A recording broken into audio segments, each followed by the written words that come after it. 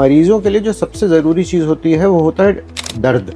अगर उनको दर्द हो रहा है तो वो अस्पताल तुरंत आएंगे। क्या कुछ ऐसा फूड भी है जो कैंसर को प्रिवेंट कर सकता है? तो पहले ये समझना पड़ेगा कि कैंसर होता क्यों है। कैंसर का एक कारण मोटापा भी है। तो जिम करने का कैंसर प्रिवेंशन में या एक्सरसाइज करने का कैंसर प्रिवेंशन में बड़ा स्ट्रांग रोल है। जो तंबाकू है जी, इसका किसी भी रूप में सेवन किया जाए यह अपना दुष्प्रभाव जरूर छोड़ता है। इसमें स्किन अनयूजुअली सेंसिटिव होती कैंसर के लिए। इन लोगों को विशेष सलाह दी जाती है कि वो धूप में बिल्कुल ना जाएं तो पूरा ढक के जाएं। जेनेटिक लेवल पे जो कैंसर्स होते हैं वो बहुत ज़्यादा नहीं होते हैं। इट इज़ एपीजेनेटिक्स नाम की एक चीज़ जो ज़्यादा करती है, एनवायरमेंटल फैक्टर्स जो आपको ज़्यादा इफेक्ट करते हैं रादर देन जेनेटिक्स। जय हिंद एवरीवन, मैं हूं आपके साथ डॉक्टर प्रीति सिंह और हमारी हेल्थशाला में आपका बहुत बहुत स्वागत है। आप जानते हैं कि हमारी इस हेल्थशाला में हम बात करते हैं कि कैसे बड़ी बीमारियों से आप अपने आप को बचा सकते हैं।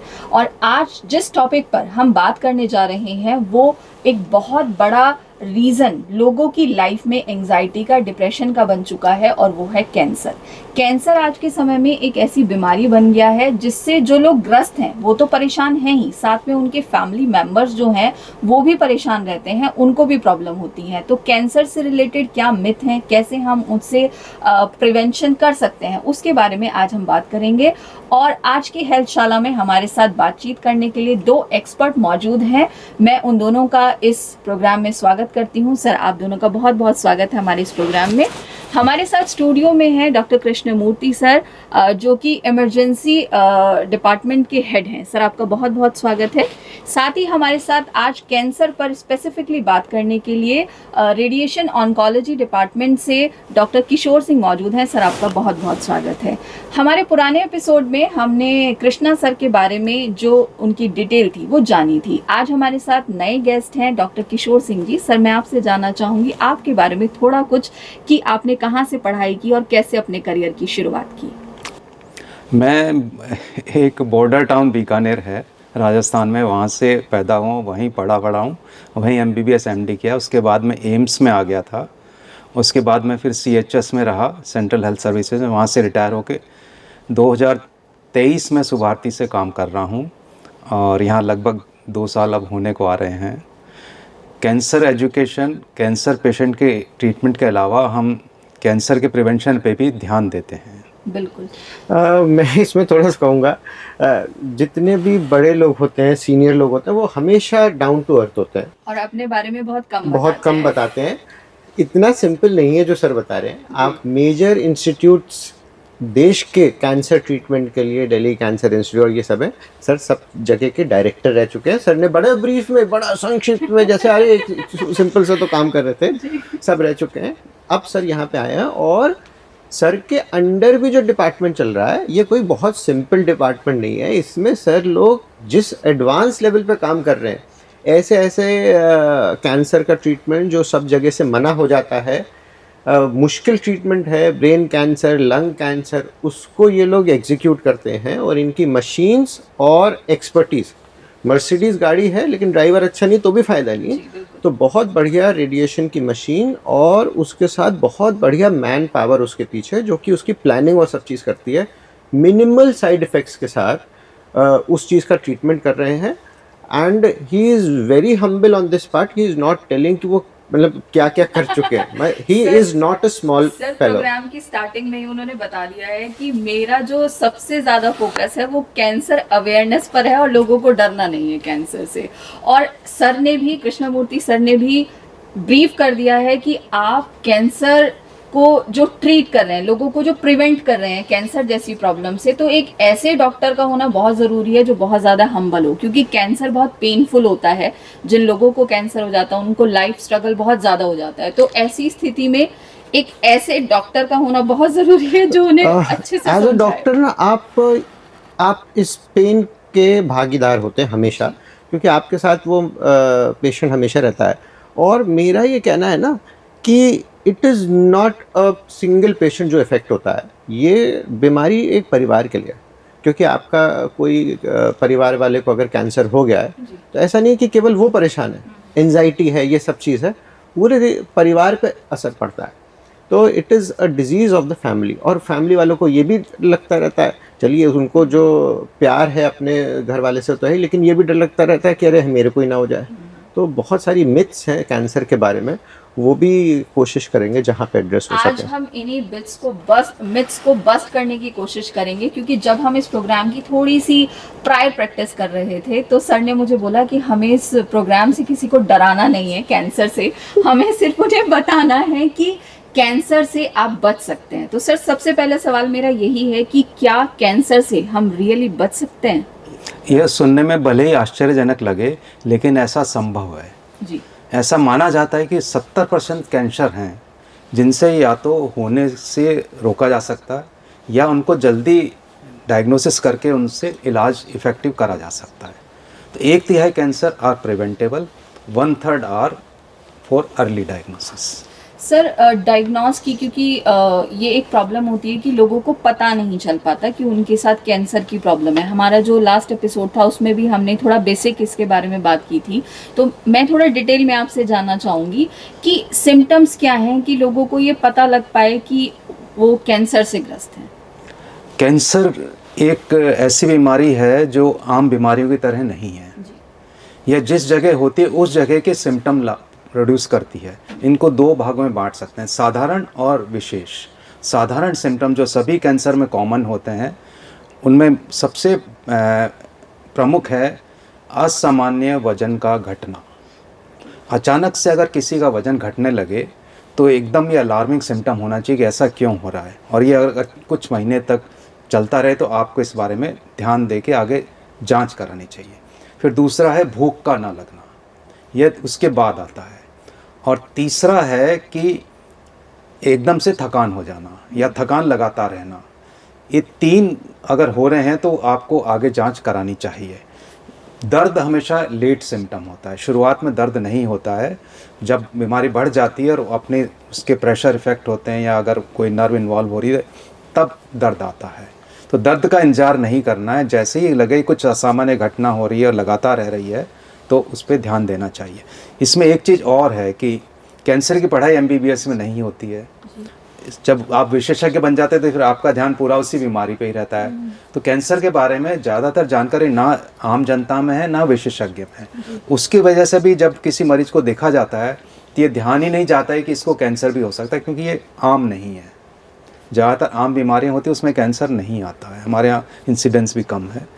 विशेष सिम्टम वहाँ होती है जहाँ जिस जगह का वो गांठ बन रही है या अल्सर बन रहा है, वहाँ का विशेष सिम्टम होता है।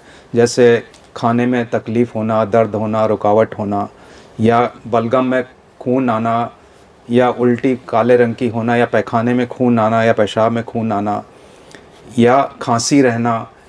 इस तरह जिस जगह का कैंसर है, या स्तन में गांठ हो जाना, या चमड़ी मोटी हो जाना, या नियमित माहवारी जगह अनियमित माहवारी हो जाना, या मेनोपाज के बाद ब्लीडिंग हो जाना, इस तरह जिस जगह का कैंसर उस जगह विशेष सिम्टम हो सकते हैं। इसमें मेरा ये कहना है, देखिए आपकी जो 2 बातें रही हैं, पहली चीज़ रही डर के बारे में। हर चीज़ की अपनी जगह है, हर चीज़ की अपनी महत्व है। जैसे मरीज़ों के लिए जो सबसे ज़रूरी चीज़ होती है वो होता है दर्द। अगर उनको दर्द हो रहा है तो वो अस्पताल तुरंत आएंगे, अगर दर्द नहीं हो रहा तो अस्पताल नहीं आएंगे। उसी तरीके से दर्द अच्छी चीज़ है ख़राब चीज़ है, तो बड़ा क्वेश्चन है। अगर कम लेवल पे है, हल्के में है, तो मरीज़ अस्पताल जल्दी आएगा, उसकी बीमारी का सही समय पे इलाज हो जाएगा। ज़्यादा होगा तो उसको समस्या काफ़ी ज़्यादा हो जाएगी। उसी तरीके से लोगों में हल्का सा डर होना चाहिए। अगर डर नहीं होगा कैंसर का तो वो अपना जांच नहीं कराएंगे, और पता तब चलेगा जब वो एडवांस में चला गया होगा, जब उसका इलाज मुश्किल है। इसलिए थोड़ा बहुत डर बना रहना चाहिए, क्योंकि कैंसर का 2 हिस्से हैं जो सबसे ज़रूरी है। ऐसी दिनचर्या रखना कि कैंसर की संभावना होने की कम हो जाए। दूसरा, अगर होती भी है तो उसको जल्दी डिटेक्ट करना। तो एक तो इस पे ये हो गया। दूसरा, आपने एक ऐसा सवाल पूछा जो कि बहुत मुश्किल है, ऐसा क्या हो कि कैंसर पता चल जाए। सर वुड एग्री, अगर कोई किताब लिखना चाहे पूरी किताब लिख सकता है केवल इस चीज़ पे कि क्या क्या सिम्टम्स हो सकते हैं, क्योंकि कैंसर एक डिफरेंट व्यक्ति है। आप इसको इस तरीके से समझिए, आप के शरीर में बहुत सारे सेल्स हैं, जी उनको बना के आप बन रहे हैं। कैंसर एक अलग टाइप का व्यक्ति बन जाता है आपके अंदर, और वो किसी भी तरीके से काम कर सकता है।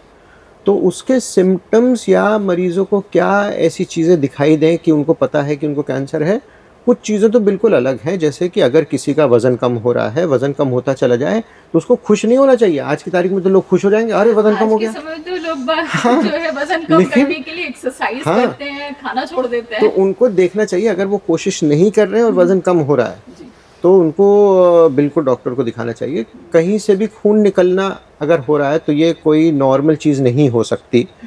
लेकिन हेड टू टो इतने कैंसर्स हैं, और कई कैंसर अलग अलग तरीके से करते हैं कि जब तक हम कैंसर की स्पेसिफिकली बात ना करें, तब तक नहीं बताया जा सकता। हाँ, क्या किया जा सकता है?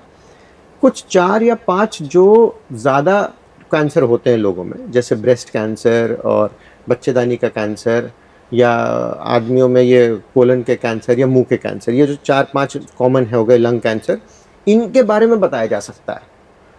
सबके बारे में बताना असंभव होगा। बिल्कुल, मतलब वो क्योंकि हर किसी की बॉडी अलग है, हर किसी की बॉडी के सिम्टम्स अलग हैं, तो it it will be very hard कि हम सिम्टम्स जो है एकदम आसानी से बता दें। बिल्कुल, बिल्कुल। लेकिन ये चीज़ें कि किसी को अचानक से काम करते-करते कमज़ोरी आ जाना, पहले तो वो 2 घंटे काम कर पा रहा था, अब 1 घंटे में भी उसकी साँस फूल गई। मतलब एक तरीके से हीमोग्लोबिन कम होने की या खून की कमी होने के तरफ जाना। तो ये कुछ कॉमन चीज़ें हैं जो लोगों में होती हैं। और बहुत अजीब बात है कि जब हम ओपीडी में बैठते हैं, मरीज़ों को देखते हैं, अब मैं तो इसका नमन करता हूँ इन लोगों का, क्योंकि ये कितना झेलते हैं। जी माने मैं तो बच्चेदानी का कैंसर है, इतनी एडवांस स्टेज में है, अम्मा में हीमोग्लोबिन जो है वो मुश्किल से 4 पॉइंट है, 12 पॉइंट के बजाय। 8 के ऊपर तो सांस फूलने लगेगी, लेकिन आए नहीं। अब वो घर का काम भी कर रहे हैं, तो कितना वो झेल रहे होंगे। लेकिन यही है, सिचुएशन यही है। प्रॉब्लम है कि अवेयरनेस नहीं है लोगों के बीच में कि, और जनरली जो हमारे गांव के क्षेत्रों से जो जुड़ी हुई महिलाएं हैं, उन तक ये अवेयरनेस अभी भी बहुत कम है कि वो सिम्टम्स जो अर्ली सिम्टम्स हैं उनको नहीं पहचान पाते और उनको एक सामान्य बीमारी के तौर पर मान लेते हैं, और जब उन्हें बहुत ज़्यादा परेशानी होती है तब वो डॉक्टर को कांटेक्ट करते हैं। सर, मैं यहाँ पर एक चीज़ और जोड़ना चाहूँगी। कहते हैं कि जैसा खाए अन्न वैसा होए मन, तो क्या कुछ ऐसा फूड भी है जो कैंसर को प्रिवेंट कर सकता है? आपने ये बहुत सही सवाल पूछा। लाइफस्टाइल में स्वस्थ भोजन एक बहुत बड़ा कंपोनेंट है, और बहुत सी बीमारियों के कारण अस्वस्थ या जो है जंक फूड होता है।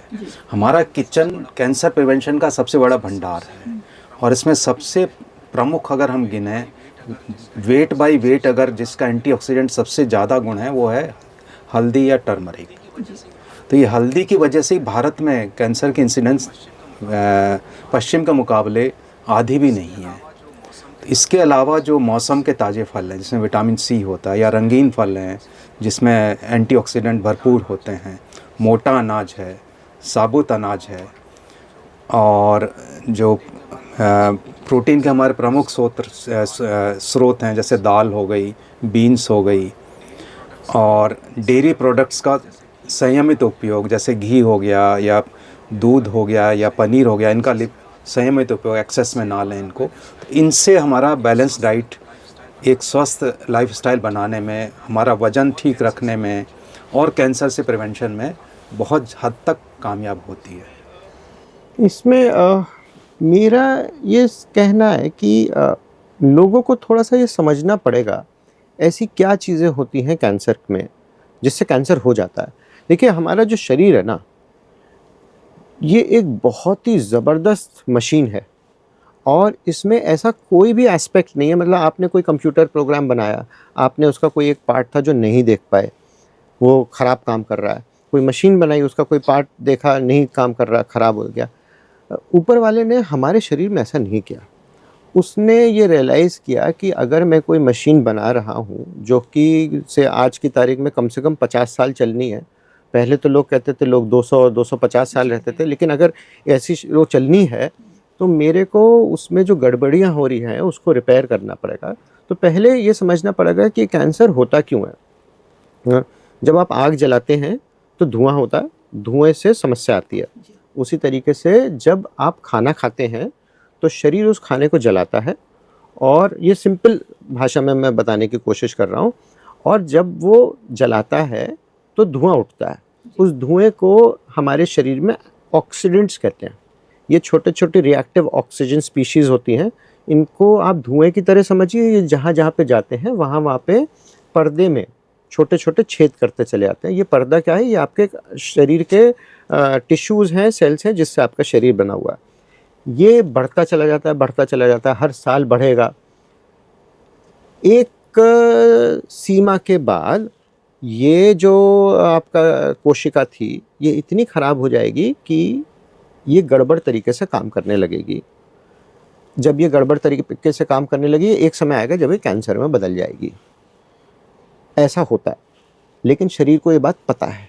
शरीर ने क्या किया? शरीर ने कुछ चौकीदार रखे, कुछ पुलिस वाले रखे जो कि इनको ढूंढते हैं, इनको ख़त्म कर देते हैं। और बड़ा बढ़िया प्रणाली है। कोई भी चीज़ जो कि इन चौकीदार को ऊपर कर रही है, इनको ताकत दे रही है, या इसको जिसको डैमेज हो रहा है ऑक्सीडेंट्स को, इसको कम कर रही है, ये हमारे कैंसर को कम करेगी। तो कोई भी चीज़ क्या हो गया, आप एंटीऑक्सीडेंट्स खाएंगे तो आपका सेल डैमेज कम हो जाएगा।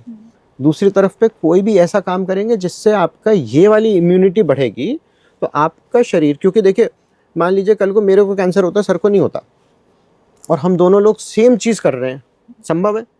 ऐसा क्या हो गया कि इनको नहीं और मुझे हो गया? इसका मतलब हमारे शरीर में कोई ऐसी चीज़ थी जो रोक रही थी। तो ये जो इम्यूनिटी का पार्ट है, ये केवल बैक्टीरिया और बीमारियों से नहीं लड़ता, ये कैंसर बनने वाले सेल जो कि हम सब के शरीर में बन रहे हैं, ये भी प्रूवन है कि हम सब, जिनको कैंसर नहीं भी, उनके शरीर में कैंसर बनता है। लेकिन सही समय पे जो ये इम्यूनिटी वाले सेल्स होते हैं, जिन्हें इनके सेल या नेचुरल किलर सेल्स कहते हैं, बहुत बढ़िया नाम दिया, नेचुरल किलर सेल्स। अरे आप तो ऐसे सोच रही हैं कि जैसे मैंने दिया है, ये स्टैंडर्ड टर्म है। ये उनको ख़त्म कर देते हैं। तो जो सर ने जितनी भी चीज़ें बताई, वो या तो इस पहलू पे इनके सेल्स को, या तो इस पहलू पे ऑक्सीडेंट्स को कम करने का काम करते हैं। यानी कि हम ये कह सकते हैं कि आपकी इम्यूनिटी पावर जितनी ज़्यादा अच्छी होगी, उतना ही आपके कैंसर होने का जो रिस्क है वो कम हो जाएगा। बिल्कुल सर, हम फूड की बात कर रहे हैं, यहाँ पर मैं एक छोटा सा सवाल ऐड करना चाहूँगी कि जिम करने का आजकल बड़ा ट्रेंड है। हर कोई जिम, मेल हो चाहे फीमेल हो, जिम की तरफ जो है सब जा रहे हैं।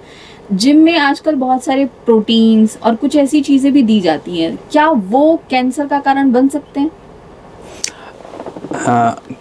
कैंसर का एक कारण मोटापा भी है जी, जिससे 6-7 तरह के कैंसर होते हैं। तो जिम का एक उद्देश्य होता है कि वजन को काबू में रखना। दूसरा कि जब आप फिजिकल एक्सरसाइज करते हैं तो हार्मोन लेवल कम हो जाते हैं आपके, तो उससे स्तन और प्रोस्टेटिक कैंसर जो हार्मोन से रिलेटेड है या एंडोमेट्रियम, वो कम हो जाते हैं, आपकी रिस्क कम हो जाती है। लेकिन excess of everything is bad. एक सामान्य तरीके से करें तो ठीक है, लेकिन एक्सेस आप करना चाहते हैं कि आप ज़्यादा एक्सरसाइज करें, ज़्यादा प्रोटीन लें, तो प्रोटीन आप क्या ले रहे हैं, उस डिब्बे के अंदर क्या है? प्रोटीन तो लिखा है, लेकिन उसके अंदर और भी चीज़ें होती हैं जो आपके शरीर को नुकसान पहुंचा सकती हैं। एक तो स्टैंडर्डाइज नहीं है, इनके लिए कोई लाइसेंस नहीं लिया गया है, ये किस तरीके से बनाए गए, क्या डाल के बनाए गए, इसका कुछ पता नहीं है। तो वे प्रोटीन अपने आप में बेस्ट प्रोटीन माना जाता है, लेकिन उसके साथ कुछ सप्लीमेंट भी और होते हैं, जैसे टैमोक्सिफेन दवाई जो ब्रेस्ट कैंसर में देते हैं, वो भी इनमें डाल दी जाती है। नाम अलग रखते हैं उसका ताकि पहचान ना सकें, तो उससे शरीर को नुकसान होता है। या कोई स्टीरॉयड डाल दिया, एनाबॉलिक स्टीरॉयड, जिससे मसल्स आपकी बनती हैं जल्दी, वो शरीर को खोखला कर देती है और कैंसर का भी कारण बनती है। तो ये सावधानी रखनी बहुत ज़रूरी है कि संयमित रहें और एक नियम से, संतुलित तरीके से जीवन शैली रखें। मतलब जो आपको स्टीरॉइड या जो भी इस तरह की चीजें दी जा रही हैं वो हमें अवॉइड करनी है, क्योंकि हमारा जो भारतीय जो खाने की जो प्रणाली है वो इतनी अच्छी है, हमारी किचन में सब कुछ अवेलेबल होता है। तो आप प्रोटीन के लिए जो बाहरी प्रोडक्ट्स हैं उनकी तरफ क्यों जा रहे हैं? आप दूध घी की तरफ जाइए, वापस भारतीय सिस्टम को अपनाइए। देखिए, कैंसर को प्रिवेंट करने के लिए कुछ चीज़ों का बड़ा स्ट्रॉन्ग रोल माना गया है, जिसमें से एक तो सर ने बताया मोटापा। अगर किसी को मोटापा होता है तो उसका शरीर कम काम करता है, उसमें कैंसर की चांसेस बढ़ जाती हैं। लेकिन इसका उल्टा भी सही है, कोई जो लोग ज़्यादा पतले हैं उनके लिए भी सिचुएशन कोई ज़्यादा अच्छी नहीं है। तो एक बीच का जो एरिया होता है जिसमें आपका BMI नाम की चीज़ ये आपके करीब 20 से 25 के बीच में होनी चाहिए। भारतीयों के लिए कहा गया है कि 23 तक रखो, 18 से 23 के बीच में। एक तो ये वाली चीज़ हो गई।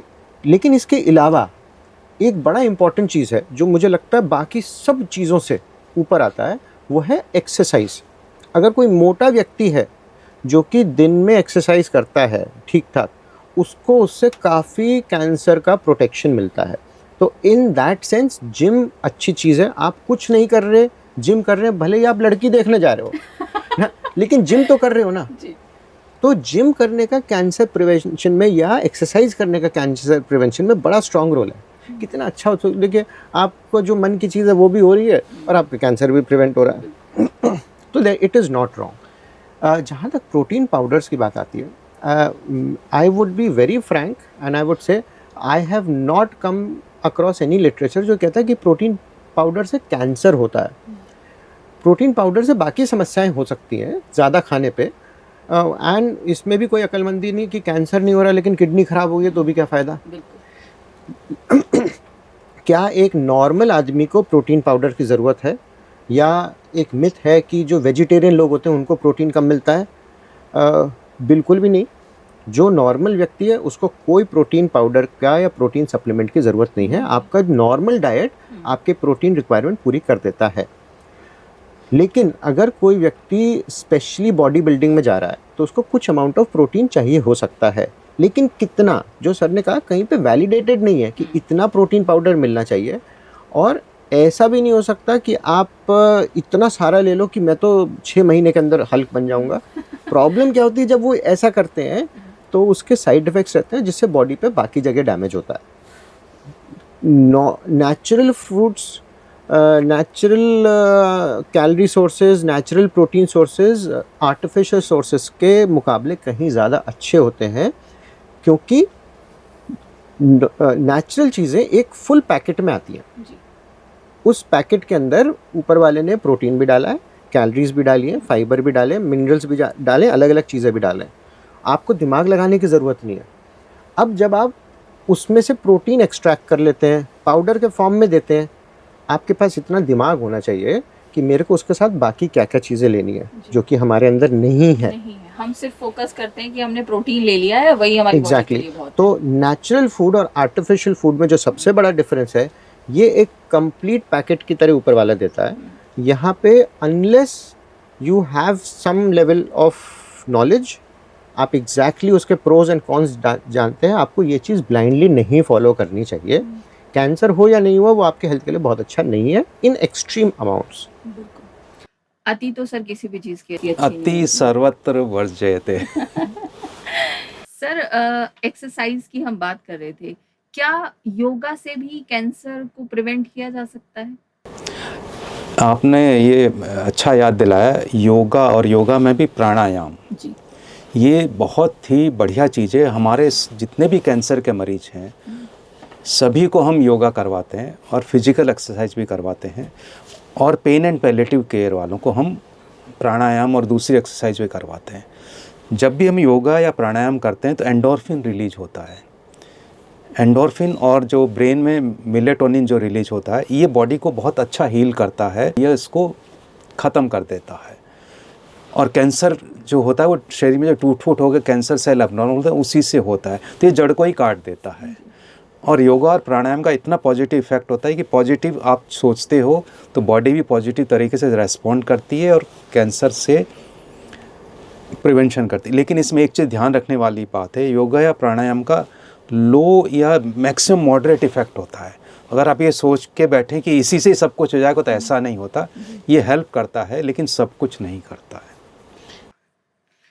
सर मैं आपसे ये भी जानना चाहूंगी, इसमें आप ऐड कीजिएगा, साथ ही मैं आपसे ये भी जानना चाहती हूँ कि हमारे भारतीय मेडिकल कॉलेज में नेचुरोपैथी डिपार्टमेंट भी है जहाँ पर हमारे योगा एंड प्राणायाम के एक्सपर्ट्स हैं, तो वो किस तरीके से हमारे जो कैंसर पेशेंट्स हैं उनको हेल्प करते हैं? तो देखिए, योगा क्या कैंसर प्रिवेंट करता है, ये ऐसा ही सवाल है कि कोई ये पूछे कि अगर मुझे प्यास लग रही है तो क्या मैं पानी पी सकता हूँ। ये इतना बेसिक सवाल है लेकिन आपको ये समझना पड़ेगा कि योग क्या है। मैं जितनी जानकारी रखता हूँ मैं उतनी बता सकता हूँ। योग केवल फिजिकल नहीं है, योग में आपको मेंटल पीस चाहिए, माइंडफुलनेस है। मान लीजिए दो पति हैं, दोनों के घर में लड़ाई चल रही है, बराबर की लड़ाई चल रही है, दोनों घर में बराबर पिट रहे हैं। एक खुश है, उसको वो रिलैक्स्ड है, एक जो है वो थोड़ा सा दुखी है। दोनों का एवरीथिंग इज सेम, किसको बीमारी जल्दी होगी? जो खुश है। नहीं नहीं, ऐसा नहीं होता। जो खुश है उसको बीमारी नहीं होती, जो दुखी है उसको बीमारी होती है, क्योंकि वो धीमे धीमे ये बिलीव करता है कि मैं बीमार हूँ। और दिमाग में इतनी शक्ति है कि जब वो ये बिलीव करता है तो उसकी पूरी बॉडी उसी तरीके से काम करने लगती है। आपका दिमाग कुछ भी कर सकता है। मैं एक हाइट बताता हूँ। देयर इज़ हमारे उसमें एक टर्म है सूडोसाइसिस। सूडोसाइसिस में क्या होता है, आप ये सोचिए, एक महिला है, शादी हो गई, बहुत खुश कि मेरे बच्चा हो गया, बच्चा मैंने पेट में बच्चा है, हो गया, उसने डॉक्टर को नहीं दिखाया, वो खा रही है, वो रही है, 7वां महीना चल रहा है उसके हिसाब से। अब वो डॉक्टर को दिखाने आती है और डॉक्टर ये कहता है कि तुम्हारे पेट में तो बच्चा है ही नहीं। वो सोचती है डॉक्टर पागल हो गया। असली में क्या है, उसका माइंड इतनी स्ट्रॉन्ग तरीके से बिलीव कर रहा था कि मेरे पेट में बच्चा है कि उसका पेट भी निकलना शुरू हो जाएगा, बाकी सारी चीज़ें वैसे ही होंगी, उसको पीरियड्स भी नहीं आ रहे होंगे। इसको कहते हैं सूडोसाइसिस, सूडो प्रेगनेंसी। आपके दिमाग में इतनी ताकत है। तो आपका दिमाग अगर सही संतुलन में बना हुआ है तो आपको कैंसर नहीं और बहुत सारी बीमारी नहीं छू सकती। ये 100% नहीं है। इसी में वेलबींग में सबसे ऊपर क्या चीज़ आती है, योग एंड नेचुरोपैथी। ये कोई ऐसी चीज़ नहीं है जिसे साबित करना है, ये प्रूवन है। मतलब इस पे सवाल उठाना तो बहुत ही अलग लेवल पे होगा। मेरी जितनी जानकारी योग के बारे में है उसके हिसाब से ही बताऊंगा, क्योंकि योगा के एक्सपर्ट्स हैं हमारे यहाँ पे। योगा नेचुरोपैथी का पूरा कॉलेज है, उन्होंने एक 100 बेड हॉस्पिटल चला रखा है और वो हमारे कैंसर के पेशेंट्स में और बाकी जैसे शुगर के मरीज़ हो गए, बीपी के मरीज़ हो गए, जिनका कंप्लीट इलाज इसमें नहीं है एलोपैथी में, उनको साथ में ट्रीटमेंट देते हैं। हमारे यहाँ पे एक इंटीग्रेटेड अप्रोच होती है जहाँ पे हम इनका भी अच्छा वाला हिस्सा ले लेते हैं, अपना भी अच्छा वाला हिस्सा ले लेते हैं। कैंसर का मरीज़ हमारे पास अनफॉर्चुनेटली तब आता है जब प्रिवेंशन की बात नहीं हो रही होती, ट्रीटमेंट की बात हो रही होती है। लेकिन जिस व्यक्ति को एक बार दौरा पड़ा, दूसरी बार भी पड़ सकता है, उसी तरीके से जो उस व्यक्ति को एक बार कैंसर हुआ दोबारा भी हो सकता है। और ये कैंसर के मरीज़ सबसे अच्छे से दूसरों को अवेयर कर सकते हैं। जब तक कोई चीज़ अपने साथ नहीं होती तब तक ये लगता भी नहीं कि हो सकती है। जब कैंसर के मरीज़ आपके पास आता है, आपने उसका ट्रीटमेंट कर दिया, अब उसको ये समझाना कि साथ में योगा नेचुरोपैथी कराना, उसकी जो एंजाइटी है वो भी कम हो जाती है, उसकी वेलबींग भी अच्छी हो जाती है और वो औरों को भी बताता है। तो वो साथ में हमारा योगा नेचुरोपैथी हॉस्पिटल के अंदर ट्रीटमेंट चलता रहता है। जी, उन लोगों का जो है पूरी तरीके से वो डर भी उनका खत्म हो जाए और उनकी जो एक हेल्दी लाइफ है, जो मतलब वेलबींग है, वो उनकी बनी रहे। योग को आपको ये समझना पड़ेगा, it is not just physical, it is not कि एक सेट ऑफ एक्सरसाइजेज हैं जो आप कर रहे हैं, उसमें आपको अपने मन को शांत करना और अपने शरीर और मन को एक करने का बड़ा इम्पॉर्टेंट रोल है।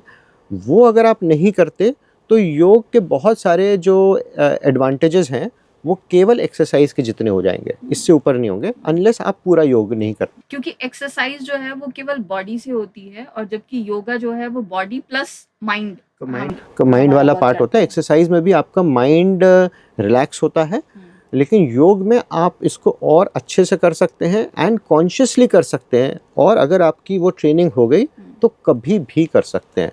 मतलब मान लीजिए मेरे पास मेरा एग्ज़ाम में स्ट्रेस आ गया है, अब मैं एक्सरसाइज तो नहीं कर सकता ना वहाँ पे कि मैं साइड में खड़ा हो गया मैं एक्सरसाइज कर रहा हूँ, लेकिन कर रहा हूँ मैं हाँ कितना हो, लेकिन योग कर सकते हैं। Yes. और आपके जीवन में जो स्ट्रेसफुल सिचुएशंस आती है वहाँ पे आपका मेंटल ट्रेनिंग बहुत ज़रूरी है। ये सब चीज़ें हो जाए तो हम जो बहुत अनफॉर्चुनेट इवेंट्स देखते हैं कि 18 साल के बच्चे सुसाइड कर रहे हैं, वो सारी चीज़ें सेटल हो जाएं। तो योगा नेचुरोपैथी में आपको अपने बच्चों को, अपने बड़ों को टाइम से भेजना चाहिए, और यूट्यूब देख के कोशिश ये करें कि अनलेस नेसेसरी ना करें, किसी एक्सपर्ट की राय ज़रूर लें। मैं नहीं कह रहा आप सुभारती आइए, आप जहाँ पे हैं वहाँ पे, लेकिन एक्सपर्ट को एक बार ज़रूर कंसल्ट करिए, क्योंकि वो आपको 10 चीज़ ऐसी बता देगा। आपने इनिशियल कंसल्टेशन ले लिया, मे बी आपको उसके बाद लगता है ज़रूरत नहीं, लेकिन एक बार तो आइए उनके पास। मतलब आपको एक बार अपने डॉक्टर से जरूर मिलना होगा सर, क्योंकि हम एक्सरसाइज की बात कर रहे थे। तो एक्सरसाइज जैसे कि सर ने भी बताया कि कुछ लोग सिर्फ बॉडी बनाने के लिए जो है एक्सरसाइज करते हैं, जनरली जो हमारी यंग जनरेशन है वो अपनी बॉडी बनाने के लिए एक्सरसाइज करती है। हमारी जो यंग जनरेशन है वो अपने आप को सुंदर दिखाने के लिए हेयर डाई भी करती है, परफ्यूम भी यूज करती है। तो क्या ये चीजें कैंसर के लिए हानिकारक हैं? एक्सरसाइज अगर मॉडरेट अमाउंट में करी जाए, जैसे हफ्ते में 3 बार 1 घंटा, तो ये शरीर को स्वस्थ रखती है। और ये हम रिकमेंड करते हैं कैंसर के इलाज के बाद भी। और एक अभी स्टडी आई है कोलन कैंसर की, जो मेडिसिन का सबसे बड़ा journal, new England journal of medicine NEJM। Colon cancer का मरीज को एक्सरसाइज कराई गई और उसमें कैंसर की रिकरेंस कम हुई है। तो ये हाईएस्ट लेवल ऑफ एविडेंस निकली है कि एक्सरसाइज कैंसर को वापस आने में रोकता है। और ये एविडेंस तो पहले से है कि एक्सरसाइज करने से कैंसर कम होता है। तो मॉडरेट अमाउंट में अगर कोई चीज़ करी जाए तो हमेशा फ़ायदा करती है। सर मैं आपसे यहाँ जानना चाहती हूँ कि जो आजकल की young generation deodorants, hair dye और इस तरह के जो चीजें हैं उनको इस्तेमाल करती है, तो क्या वो भी कैंसर का कारण है? एंटीपर्स्पिरेंट जो डिओडोरेंट में होता है या वो अपने बगल में या जो लगाते हैं, वो उसमें एक केमिकल होता है जिसको कैंसर से रिलेट करा गया है, स्पेशली ब्रेस्ट कैंसर से। लेकिन ये स्टडी में प्रूवन नहीं है, शक वाली स्टेज में है ये। मतलब अभी इस पर और रिसर्च होनी बाकी है। देखिए ये बड़ा कंट्रोवर्शियल टॉपिक है, क्योंकि मेरा मानना है कि अगर इस पे कोई रिसर्च होती है और इसका बड़ा विरोध होगा। हमको क्या समझना चाहिए कि अगर कोई चीज़ नेचुरल नहीं है, केमिकल बेस्ड है और उसके बिना भी जीवन यापन हो सकता है, उसको अवॉइड करने की कोशिश करें। क्योंकि देखिए कुछ ब्लैडर कैंसर के, स्क्रोटम कैंसर के सबसे इम्पॉर्टेंट जो हमें एग्जाम्पल दिया जाता है एनिलीन डाई वर्कर्स, उनमें सबसे ज़्यादा होता है। तो डाई और ये सारे केमिकल्स कहीं ना कहीं जाके कैंसर करते हैं। हाँ, ऐसा नहीं करते कि आपने आज यूज़ किया और 6 महीने में कैंसर हो गया। वो रिपीटेड एक्सपोजर चाहिए और 10 साल तक चाहिए, 5 साल तक चाहिए, इसलिए उनको डिटेक्ट करना भी मुश्किल है। लेकिन एक बात हमें ये पता होनी चाहिए कि आर्टिफिशियल या केमिकल्स से आपको कैंसर हो सकता है। देयर इज़ नो गारंटी कि नहीं होगा। अगर कोई कहता नहीं हो सकता, तो ये भी गारंटी नहीं है कि हो सकता है। मतलब उल्टी चीज़ बोल दी मैंने वैसे। Vice versa. Best is to avoid, go for natural. आपके पास नेचुरल इतनी चीज़ें हैं, क्यों ये करना? हाँ, मतलब एक्स्ट्रा चीजों का क्यों इस्तेमाल करना। और कंपनीज को जो है आजकल कंपनीज इन चीजों का बहुत फायदा उठा रही हैं, तो वो भी अपने पैटर्न को थोड़ा चेंज करें। मैं इसको भी और अलग नहीं भारतीय कहूंगा। पैटर्न पे मैं इसको लेकर नहीं आएं। कहूंगा कि कंपनीज फायदा उठा रही है। भाई मैं तो कहता हूँ कंपनी क्यों ना फायदा उठाए। क्यों? क्योंकि वो फायदा चलिए कोई अपने पॉकेट में रख रहा हो नहीं रख रहा हो, वो एम्प्लॉयमेंट दे रहा है ना, कहीं ना कहीं से तो आपके पास ही आ रहा है। But not on the exchange of health, कि आपका हेल्थ अच्छा नहीं है और तब आपको प्रॉफिट मिल रहा है, ये नहीं चलेगा। सर जैसे कि स्टार्टिंग में हम बात कर रहे थे कि जो हमारी किचन होती है उसमें सारे इंग्रेडिएंट्स होते हैं जो हमारी लाइफ को हेल्दियर बनाने के लिए हमें हेल्प करते हैं। तो मैं आपसे जानना चाहती हूँ कि हमारे किचन में टर्मरिक के अलावा और कौन कौन से ऐसे इंग्रेडिएंट्स हैं जो हमें कैंसर प्रिवेंशन में हेल्प करते हैं? इसमें सबसे ऊपर आएगा इलायची, जो बहुत बड़े एंटीऑक्सीडेंट माना जाता है। फिर लौंग, एंटी इन्फेक्टिव बहुत बढ़िया है। और अजवाइन है, ये भी एक इन्फेक्टिव है, एंटी इन्फेक्टिव है। और इसके अलावा मिर्च है, जो विटामिन सी भी थोड़ा बहुत देती है, और जो विटामिन सी जो है नींबू या जो फ्रेश फल होते हैं उनमें आता है, ये सारे कैंसर प्रिवेंशन में कुछ ना कुछ योगदान देते हैं। सर, ऑर्गेनिक जो हमारे फूड होते हैं वो हमें कैंसर प्रिवेंशन में भी हेल्प करते हैं, लेकिन आज के समय में जो मार्केट में हमें वेजिटेबल्स एंड फ्रूट्स मिलते हैं उनमें बहुत रिस्क होता है, पेस्टिसाइड्स बहुत ज़्यादा इस्तेमाल होने लगा है, तो वो हमें बहुत मतलब हमारे लिए बहुत प्रॉब्लमेटिक हो सकते हैं। तो उससे बचने के लिए हम क्या कर सकते हैं? ऑर्गेनिक फूड हालांकि बहुत बढ़िया माना जाता है और इसका स्वाद भी अलग होता है, लेकिन ये सीमित मात्रा में ही उगाया जा सकता है। मास कंजम्पशन के लिए आपको दूसरा लेना ही पड़ेगा, और उसमें प्रिजर्वेटिव भी होते हैं, पेस्टिसाइड भी होते हैं और फर्टिलाइज़र भी होते हैं।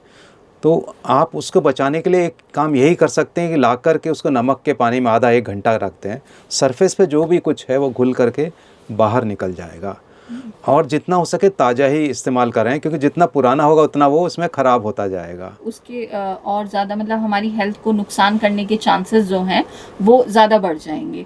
तो जैसे कि सर ने बताया कि शायद आप में से बहुत सारे लोग ऐसे हैं जो इस बात को जानते होंगे, लेकिन अगर आपने अपनी किचन में इसको प्रैक्टिस नहीं किया है तो उसको प्रैक्टिस करना शुरू कर दीजिए, क्योंकि आपकी हेल्थ के लिए बहुत अच्छा है। जो भी फ्रूट्स एंड वेजिटेबल्स आप मार्केट से लेकर आने के बाद तुरंत फ्रिज में रख देते हैं, उन्हें फ्रिज में तुरंत ना रखें, थोड़ा सा उनको किचन में रेस्ट कराएं, नहलाएं धुलाएं, नमक के पानी में बिठाएं और फिर उनको फ्रिज में जो है सजा कर रखें, ताकि आपकी हेल्थ भी अच्छी बनी रहे और आपके बच्चों की हेल्थ भी अच्छी बनी रहे। इसमें देखिए, इसमें ना सर तो बड़ा स्पेसिफिक बता रहे हैं कि ये चीज़ें उनके अंदर एंटीऑक्सीडेंट्स ज़्यादा हैं, लेकिन हमारे यहाँ पे आयुर्वेद और नेचुरोपैथी जो भारत की पद्धति रही है उसमें तो बताया ये गया है कि आप अपना जीवन व्यापन करें कैसे।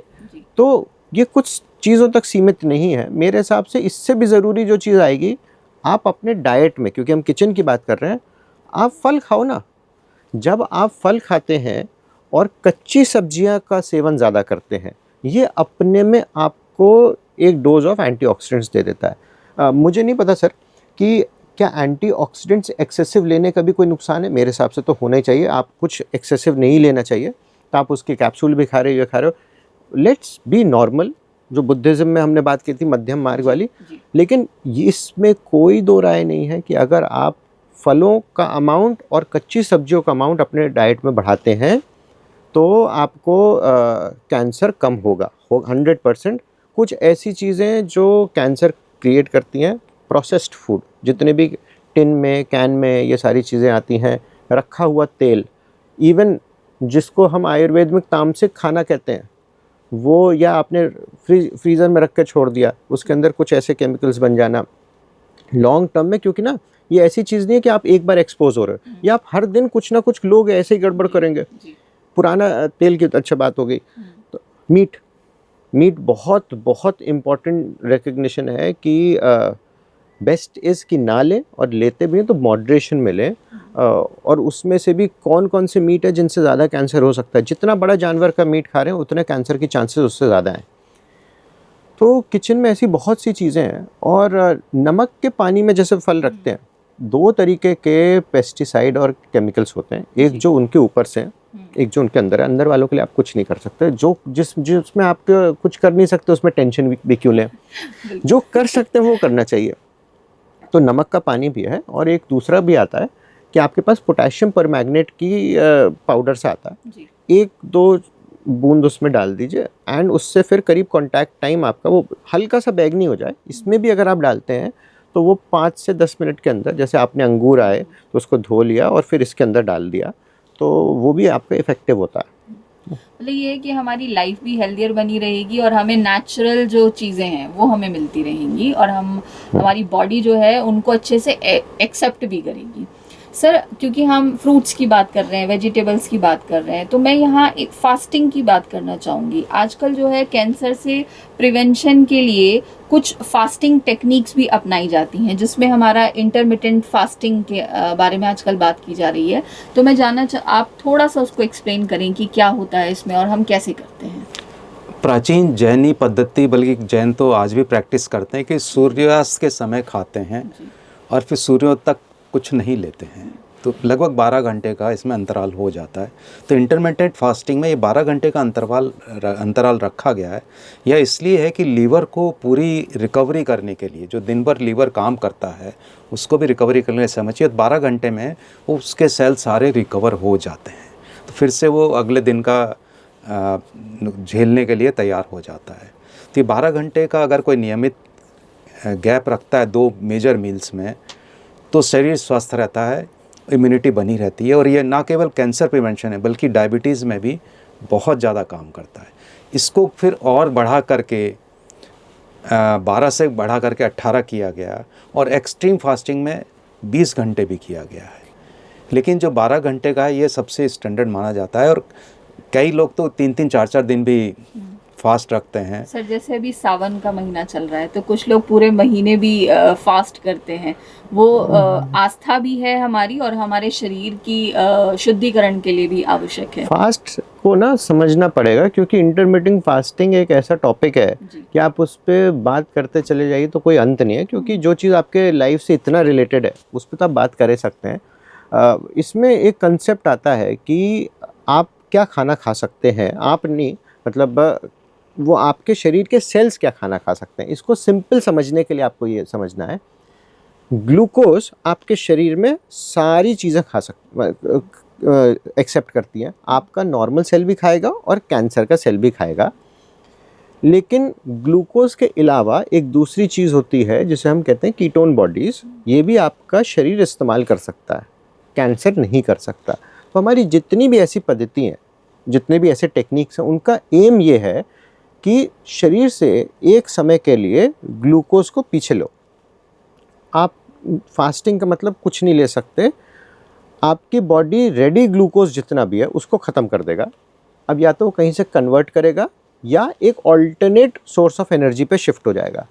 जब ये ऑल्टरनेट सोर्स पे जाएगा, आपके शरीर तो उसको खा सकता है, कैंसर उसको नहीं खा सकता। कैंसर के सेल्स जब उसको नहीं खा पाएंगे तो वहाँ पे त्राही त्राही हो जाएगी। जब वो त्राही त्राही करेंगे तो हमने अगेन बात करी थी ऑक्सीडेंट्स और नेचुरल किलर। जब वो त्राही त्राही करेंगे तब उसको नेचुरल किलर सेल्स पहचान लेंगे, क्योंकि नॉर्मल दिखते हैं वो तो ऐसे नहीं पहचान सकते। इस सिचुएशन में उसको पहचान लेंगे। जब वो पहचान लेंगे तो उनको मारना शुरू कर देंगे। तो इंडियन कल्चर में सब चीज़ को एक रिलीजियस एंगल दे दिया गया, लेकिन उसके पीछे एक साइंस थी। तो हमारे यहाँ तो पहले से ही है ये। मैं कहता हूँ आप इंडियन कल्चर में चाहे हिंदुओं को देख लीजिए, चाहे मुस्लिम्स को देख लीजिए, सब जगह एक ना एक टाइम आता है जब आपको प्रोलॉन्ग्ड फास्टिंग करनी होती है। उनमें रोज़ा आता है, लेकिन हिंदुओं वाला में थोड़ा सा एडवांटेज ये कि पूरे साल भर रहता है, कभी ना कभी किस चीज़ के रहता है, तो एक्सट्रीम्स पे नहीं है। तो आपने नहीं लिया, लेकिन उस टाइम पे फिर कुछ नहीं लेना आपको। आपको पानी भी नहीं ले सकते, पानी पी सकते, पानी पीते रहिए, पानी पीते रहिए, लेकिन कोई भी ऐसी चीज़ नहीं लेनी जो आपको ग्लूकोज दे रही हो। फ्री ग्लूकोज वाली कोई चीज़ नहीं ले सकते। बॉडी को इतना पुश करना है कि ये बाकी चीज़ों पे जाए। और अच्छा है जब वो बाकी चीज़ों पे जाएगा तो वो फैट लेना शुरू करेगा। और इस फैट को कहाँ से उठाएगा? आपकी नसों के अंदर से। तो जो फैट आपकी नसों को ब्लॉक कर रहा है, दिल की नसों को ब्लॉक कर रहा है, उनको लेके कंज्यूम करेगा। यही तो हार्ट अटैक का प्रिवेंशन है, यही कैंसर का प्रिवेंशन है। सो इंटरमिटेंट फास्टिंग इस वजह से बड़ी बढ़िया चीज़ है, लेकिन उसको सही तरीके से करें। अगेन एक प्रोफेशनल बंदे से बात करके ही करें, क्योंकि उसके साइड इफ़ेक्ट्स भी हो सकते हैं, और साइड इफ़ेक्ट्स होंगे तो आप हमारे पास इमरजेंसी में आ जाओगे। सर यहाँ पर एक्सपर्ट आप हैं इमरजेंसी की, तो मैं आपसे ये पूछना चाहूँगी, कुछ लोग जो हैं वो 24 आवर्स की लॉन्ग जो है वो फास्टिंग करते हैं, उसकी वजह से भी उनको कोई इमरजेंसी प्रॉब्लम हो सकती है? एक हमारे बड़ा बढ़िया फेस्टिवल है जन्माष्टमी जी, उसमें जो व्रत रखते हैं उसका बड़ा टिपिकल नाम है निर्जला व्रत। मतलब आपको पानी भी नहीं लेना है। तो जो व्यक्ति पानी नहीं पिएगा, भाई हमारी बॉडी इतनी होनी चाहिए कि हम झेल लें, लेकिन कुछ लोग की ऐसी हो सकती ना झेले, तो उनको डिहाइड्रेशन हो सकता है। सिंपल आएंगे तो वो पानी पूरा करना पड़ेगा। लेकिन जो लोग बहुत हार्डकोर करते हैं, जैसे सर ने बताया कि 20 घंटे तक नहीं लिया या और आगे तक नहीं लिया, 2 दिन 3 दिन हो गए, उनमें शुगर डाउन हो सकता है। घर पे सिंपल आपने चीनी का पानी उनको पिला दिया, व्रत ख़राब हो रहा है कोई बात नहीं, लेकिन चीनी का पानी पिला दिया तो उनकी जान बच जाएगी। और बहुत एक्सट्रीम केसेस में शरीर में नमक की और इन सब चीज़ों की ऊपर नीचे होने की वजह से अलग अलग चीज़ हो सकती है जो आप कवर नहीं कर सकते।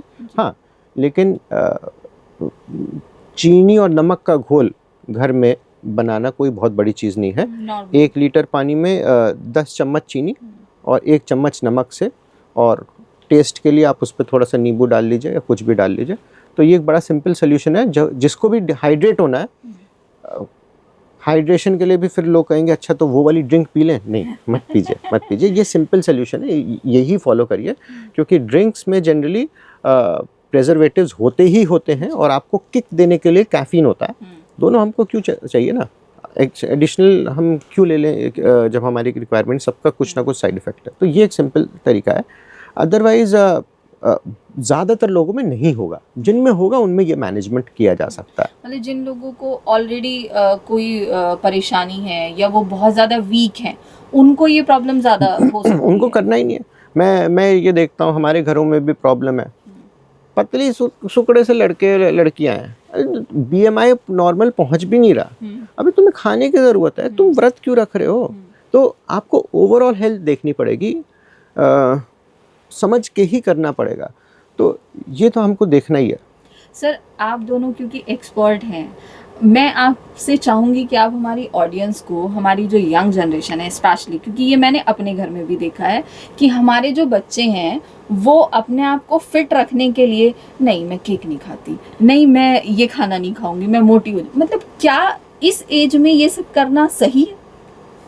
17-18 की एज में ये एक इतना यहाँ पे ज़्यादा? सवाल ये है कि ये क्वेश्चन एक माँ पूछ रही है।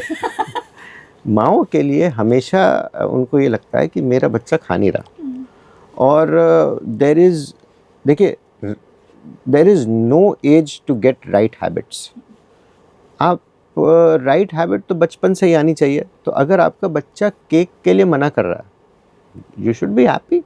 उल्टा अगर वो कहे कि मैं दाल नहीं खाऊंगा, तो 2 रैपट लगा दीजिए ना। लेकिन सही चीज़ को खाना और गलत चीज़ को मना करना, अगर ये कोई सीख पा रहा है।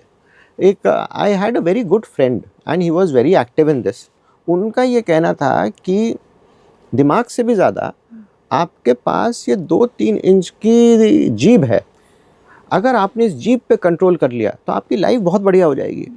तो ये आपका टेस्ट ही तो है जो आपको फोर्स कर रहा है कि केक खाओ। तो अगर आपके बच्चे ये कह रहे हैं कि ये चीज़ नहीं खाएंगे, और वो ख़राब वाली चीज़ों के लिए कह रहे हैं या जो कैलोरी डेंस हैं उनके लिए कह रहे हैं, इससे अच्छा क्या हो सकता है? लेकिन अगर वो कह रहे हैं कि मैं खाना भी नहीं खाऊंगा, ये सही नहीं है। सर, जैसे घी नहीं खाएंगे, मतलब एक्सेसिव ठीक है, किसी भी चीज़ का एक्सेसिव अच्छा नहीं है, लेकिन जो नॉर्मल हम रोटी, अगर 2 रोटी खा रहे हैं, उसे भी वो बिना घी लगाए खा रहे हैं कि हम फैटी हो जाएंगे।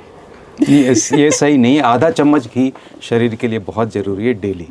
और ये जो एज ग्रुप है जो आपने बोला ना, ये ज़रूरी है, क्योंकि ये जो टीनेज ग्रुप होती है, इसमें लोगों को समझना पड़ेगा कि बॉडी सबसे पहले ग्लूकोज कंज्यूम करेगी और उसके बाद कैलोरी चाहेगी। तीसरे नंबर पे प्रोटीन आता है बॉडी के लिए, सबसे पहले एनर्जी आती है। अगर बंदा एनर्जी पूरी नहीं कर पा रहा, जो कि घी से पूरी होगी, आप कितना भी प्रोटीन ले लो, वो आपकी बॉडी में प्रोटीन की तरह नहीं काम करेगा। बॉडी उसको कैलोरी के लिए बर्न कर देगी। इस एज में आपकी बॉडी बहुत जल्दी ग्रो कर रही होती है, उसके ऊपर बहुत प्रेशर होता है बहुत सारे काम करने का, तो उसको उसकी कैलोरी और प्रोटीन रिक्वायरमेंट ज़्यादा होती है। केवल आप प्रोटीन खाओगे, it is bad for you, और वो प्रोटीन बर्न किया जाएगा। प्रोटीन को बर्न करने से एनर्जी बहुत कम मिलती है। उसके पोल्यूशन, एक तरीके से प्लास्टिक को बर्न करेंगे तो आपको गर्मी तो मिलेगी, लेकिन पोल्यूशन ज़्यादा होगा और गर्मी भी बहुत ज़्यादा नहीं मिलेगी। Same is for protein. सही चीज़ को जलाने पे आपको पावर भी मिलेगी, एनर्जी भी मिलेगी और साइड इफ़ेक्ट्स कम होंगे। तो घी और ये सारी चीज़ें आर एनर्जी डेंस थिंग्स। एक प्रेग्नेंट लेडी को और बच्चों को, खास करके टीनेजर्स को, अपने नॉर्मल ब्रेन के और बॉडी के डेवलपमेंट के लिए कैलोरी वाली चीज़ें चाहिए। And ghee is much better than cream. और इसमें एसेंशियल फैटी एसिड भी होते हैं जो ब्रेन डेवलपमेंट के लिए, नर्वस सिस्टम के फंक्शन के लिए बिल्कुल मस्ट है। तो मतलब हम कुल मिलाकर ये कह सकते हैं कि भाई यंग जनरेशन, टीनेजर्स स्पेशली, समझ जाइए, आपकी जो मम्मी आपके लिए चिंतित होती हैं कि भैया घी खा लो, थोड़ा सा दूध पी लो, तो वो सही है, क्योंकि आगे जाकर जितनी बॉडी आपकी इस समय डेवलप होगी खाने पीने से, 40 की एज में जाकर आप खाएंगे तो वो आपकी बॉडी के लिए उतना हेल्पफुल नहीं होगा, बल्कि वो आपको और नुकसान कर देगा उस एज में जाकर। कंसेप्ट केवल इसका है कि आपकी बॉडी एनर्जी कितना स्पेंड करती है और आप एनर्जी कितना ले रहे हो।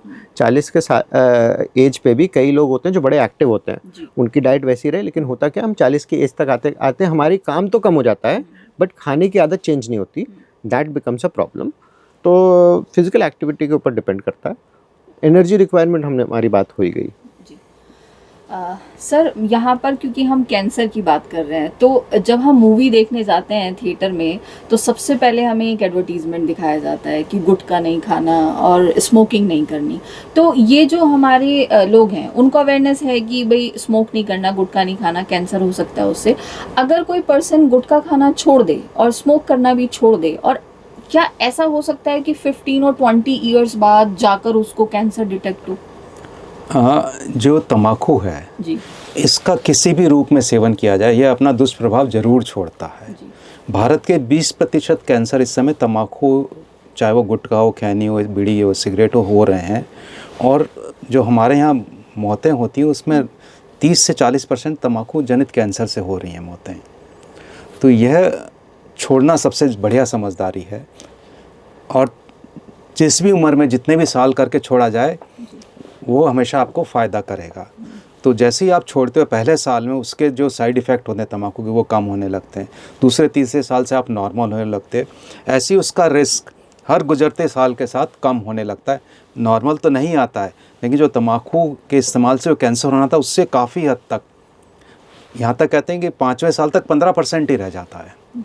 इन समरी है कि अगर आप खाते हैं और आपको कैंसर के रिस्क हो गया है, तो ऐसा नहीं है कि अब आप कहिए कि अब तो मैं खाता रहूँगा, अब तो हो ही गया। आप उसको छोड़ देंगे तो आपको फ़ायदा मिलेगा और आपका रिस्क काफ़ी नीचे होना शुरू हो जाएगा। In summary, tobacco is not meant to be taken, और अगर आप ले रहे हो तो जितनी जल्दी छोड़ोगे उतना अच्छा। जितना ले ही ना पहले तो, लेना ही क्यों है, क्योंकि एक तरह की लत आपको लग जाती है। सर यहाँ टबैको की हम बात कर रहे हैं, गांव में हुक्का सिस्टम चलता है और गांव में जो हमारे बड़े बुजुर्ग हैं वो हुक्का और कली पीते भी हैं, तो वो भी उतना ही हानिकारक है। हुक्के में पानी के थ्रू स्मोक आता है, लेकिन यह कैंसर को रोकने वाले या कैंसर करने वाले तत्वों को छानता नहीं है। ओके, तो ये डेंजरस उतना ही है। और प्लस हुक्के में आप सांस बहुत गहरी लेते हो तो धुआं काफ़ी अंदर तक जाता है, तो उतना ही ज़्यादा वो एब्जॉर्ब होता है, नुकसान करता है। तो हुक्का भी उतना ही खतरनाक है जितना चिलम, बीड़ी या सिगरेट है। तो टोबैको किसी भी फॉर्म में किसी भी फॉर्म में आप ले लीजिए, वो आपको नुकसान ही करेगा। लेकिन ये आपने इसलिए बहुत बढ़िया सवाल पूछा क्योंकि बहुत सारे गांव वाले और बहुत सारे लोग, क्योंकि ना जब आप मान लीजिए सुबह उठना चाहते हैं, आपकी आदत नहीं है सुबह उठने की, अब आपको आँख खुल भी गई तब भी आप नहीं उठेंगे, कोई ना कोई दिमाग में आपके बहाना चलता रहेगा, चलो ये काम तो मैं बाद में भी कर सकता हूँ, आधे घंटे बाद करता हूँ, थोड़ी देर और सो लेता हूँ। होता है सबकी लाइफ में। जब आपको टोबैको लेना है, तंबाकू लेना है, तो आपके दिमाग में ऐसे ही एक्सक्यूज़ चलते रहते हैं। तो जो चिलम पिएगा या ऐसे पिएगा उसको अच्छा इसमें तो देखो पानी के थ्रू बुलबुले होके आ रहे हैं, तो साफ होके आ गया। तो ये सब मिथ हैं, मिथ्या है। किसी भी फॉर्म में टोबैको सही नहीं है, क्योंकि जो हमारे बड़े बुजुर्ग हैं उनको समझाना बड़ा मुश्किल हो जाता है। वो कहते हैं अरे नहीं, जैसे अभी आपने बताया, वो बोलते हैं नहीं ये तो पानी से छन के आता है, इससे कैंसर नहीं हो पाएगा। और मुझे लगता है कि ऐसे भी बहुत सारे केसेस इमरजेंसी में या कैंसर डिपार्टमेंट में आते होंगे जिनको ये प्रॉब्लम सिर्फ स्मोक की वजह से हुई होगी। ये जो ऑटो ड्राइवर्स हैं जी, तम्बाकू या स्मोकिंग से सिर्फ कैंसर ही नहीं होता है, हार्ट डिजीज़ भी होती है, लंग्स की डिजीज़ भी होती है। इसमें COPD बहुत कॉमन है। तो ये COPD स्मोकर्स में बहुत ज़्यादा होता है और एक 60 की उम्र तक पहुँचते तो उनको सांस लेने की क्षमता भी चौथाई रह जाती है और हमेशा खांसी करते रहते हैं, सांस से जूझते रहते हैं। तो स्मोकिंग से ना केवल कैंसर बल्कि हार्ट की और लंग की डिजीज़ का भी प्रिवेंशन होता है अगर आप छोड़ दें तो। तो सिर्फ एक ही चीज़ है, स्मोकिंग, जो आपको कई सारी बीमारियों से बचा सकती है। तो प्लीज़ आप इसको छोड़ दीजिए। जितनी जल्दी आप छोड़ेंगे उतने ही आपकी जो जीवन जीने की जो उम्र है वो बढ़ जाएगी और आप अपने फैमिली को उतना ही हैप्पी टाइम दे पाएंगे। सर, हमारी जो लाइफ है वो बहुत ज़्यादा बिजी है, मतलब बैक टू बैक हमारे साथ वर्क होते हैं। और इंडिया जो है उसमें बहुत सारी मल्टीनेशनल कंपनीज भी अब आ गई हैं जिसमें नाइट शिफ्ट चलती है। तो कुछ लोग भाई, क्योंकि हमारा जो पृथ्वी बनी है, जो चीज़ें भगवान ने बनाई हैं वो उसी तरीके से बनाई हैं कि भाई सूर्य उदय होगा तो हम अपना काम करेंगे, सूर्य अस्त होगा तो अंधेरे के साथ हम अपनी बॉडी को आराम देंगे। लेकिन ये पैटर्न जो है वो पूरी तरीके से चेंज हो चुका है। हमारे यहाँ अब जो है नाइट शिफ्ट में भी काम होने लगा है, जिसकी वजह से जो हमारे स्लीपिंग डिसऑर्डर हैं वो बढ़ गए हैं। तो क्या उसकी वजह से भी कैंसर बढ़ सकता है? इसके बारे में काफ़ी स्टडीज़ हुई हैं और जो नाइट प्रोफेशनल जैसे नर्सेज की नाइट ड्यूटी होती है या ये कॉल सेंटर्स में नाइट ड्यूटी होती है, तो इसमें हमारे सर्काडियन रिदम डिस्टर्ब हो जाती है, क्योंकि रात में जब मेलेटोनिन निकलता है उससे शरीर में हीलिंग होती है, वो काम नहीं हो पाता है। तो शरीर की पूरी बायोलॉजिकल क्लॉक गड़बड़ा जाती है और इससे कैंसर की इंसिडेंस डेफिनेटली देखी गई हैं। हालांकि शर्तिया कहना बड़ा मुश्किल है, ऐसा माना जाता है कि सर्काडियन रिदम जब ख़राब होती है तो कैंसर की इंसिडेंस बढ़ सकती हैं। लेकिन इसको आपको ऐसे भी देखना पड़ेगा, ये फिर नाइट ड्यूटी करेगा कौन? तो आपको एक बैलेंस चाहिए। तो उसका सबसे अच्छा बैलेंस ये होता है कि रोटेशन में होती रहे। लेकिन हाँ, कंटिन्यूस नाइट ड्यूटी करने से या सर्केडियन रिदम नहीं फॉलो करने से माने जो आपके शरीर को, आपका शरीर सूरज को रिस्पॉन्ड करता है, वो नहीं जब होता तो शरीर में कई समस्याएं हो सकती हैं और कैंसर हो नहीं हो कई अलग बीमारियां होती हैं। तो रोटेशन में करना होता है। It becomes difficult after a time. जैसे मैं तो इमरजेंसी में हूँ तो मेरे को रात में तो बड़ा फ्रीक्वेंट रहता है, but it takes a toll on your body. But आप इतना सिंपल है, ठीक है, कल से कोई नाइट ड्यूटी नहीं करेगा, आपका सर्विस सेक्टर पूरा बंद हो जाएगा। मेरे स्टाफ अगर कहने लगे हम नाइट ड्यूटी नहीं करेंगे, रात में मरीजों को देखेगा कौन? तो कुछ जगह ऐसे हैं जो एसेंशियल हैं जिनको अवॉइड नहीं कर सकते। बेस्ट इज़ कि आपका नाइट का शिफ्ट्स होते रहे। आप लगातार जब कर रहे हैं तो 1 महीना करें, फिर 1 से 2 महीने आपको गैप भी मिल जाए या 15-15 दिन। अगर आप नाइट शिफ्ट में है भी तो आप सन के कांटेक्ट में ज़रूर रहें, मतलब सन बात बहुत ज़रूरी है दिन के टाइम पे। सनशाइन, विटामिन डी का भी यहाँ पे रोल आ जाता है। मुझे लगा आप कहने वाली हैं कि अगर आप नाइट ड्यूटी में है तो समय निकाल के सो भी लिया करिए। तो मुझे नहीं सर, देखिए अगर इमरजेंसी में है तो वहाँ तो सोना बहुत खतरनाक हो जाता है। मतलब पेशेंट को टेक केयर कौन करेगा फिर? हाँ, वो अच्छा है कि आपने बोला कि भाई आपको सन का एक्सपोजर मिले। तो हाँ, अर्ली सन और लेट सन जो होते हैं, मॉर्निंग का सन और सूर्योदय का और सूर्यास्त का जो सूरज है, वो आप अगर देख पाएँ तो बहुत ही अच्छा है। उससे आपकी बॉडी जो है वो हेल्दियर बनी रहेगी। उसमें फिर विटामिन डी भी जनरेट होता है जो कैंसर प्रिवेंशन करता है। प्राणायाम और योग को मत भूलिए। ऐसे लोगों में ये प्राणायाम और योग जो है बहुत फ़ायदा करता है उनको बॉडी रिदम वापस नॉर्मल करने में। तो इन लोगों के लिए और ज़रूरी है जो सर कह रहे हैं, नाइट शिफ्ट वालों के लिए। नाइट शिफ्ट वाले हैं, मतलब वो नाइट शिफ्ट अगर कर रहे हैं तो लॉन्ग टर्म में उनकी लाइफ पे इफेक्ट हो सकता है, लेकिन शॉर्ट टर्म में कोई इफेक्ट नहीं है अगर वो पूरी तरीके से योगा एंड प्राणायाम कर रहे हैं। सर, क्योंकि आज हम कैंसर प्रिवेंशन की बात कर रहे हैं, हमने बच्चों की जो हेल्दी डाइट है उसके बारे में भी बात की, बड़े बुजुर्गों के बारे में भी बात की। एक जो पॉइंट रह जाता है वो बड़ा फीमेल्स का ना बड़ा टची सा है कि क्योंकि फीमेल्स जो हैं वो मेकअप इस्तेमाल करती हैं, कॉस्मेटिक यूज़ करती हैं। तो एक मिथ ये भी है कि कॉस्मेटिक जो है वो कैंसर के लिए एक बहुत बड़ा कारण बनता मतलब है। बाकी जब आप सवाल पूछ रही थी तो अब आप उसको मिथ नहीं कह रही थी। अब जब ये आपका मेकअप और कैंसर के लिंकिंग आ गई है, अब आप इसको मिथ के फॉर्म में बता रही हैं। क्योंकि फीमेल के लिए जो कॉस्मेटिक और मेकअप है वो बड़ा उनका फेवरेट होता है, उसके बिना तो उनको लगता है कि लाइफ उनकी स्पेंड हो ही नहीं पाएगी। तो इसलिए मैं मिथ कह रही हूँ, शायद कुछ चांसेस बच जाएं मेकअप करने के। अब इसमें तो सर डिसाइड करना पड़ेगा कि कौन बोले, क्योंकि both of us have to go home also। देखिए, जो कॉस्मेटिक्स हैं दे आर ऑल केमिकल्स, वो आपके स्किन पे भी और स्किन से अब्जॉर्ब भी होते हैं and they are causes of cancer. They can not be use without moderation. Daily base पे यूज़ करने से बाकी चीज़ों, कॉन्टैक्ट डर्मेटाइटिस और बाकी सारी चीज़ें भी होती हैं, but your mental peace is very important and we also like seeing people with makeup ना। तो दोनों चीज़, सबका मॉडरेशन इम्पॉर्टेंट है, लेकिन excessive use of makeup definitely आपको अवॉइड करना ही पड़ेगा। लोग ऐसी इंडस्ट्री में जहाँ पे वो नहीं अवॉइड कर सकते, उसमें एंड ऑफ द डे में you have to make a habit कि उसको वाइप ऑफ करें। जब नहीं कर सकते वाइप ऑफ करें, वॉश करें। इसके अलावा सर सोल्यूशन क्या है? रात को सोने के पहले मेकअप उतारना सबसे ज़्यादा ज़रूरी है जी। अगर 12 घंटे रात भर रह गया तो डेफिनेटली एक्सेस में एब्जॉर्ब होगा। प्लस दूसरा, स्टैंडर्ड कॉस्मेटिक लें।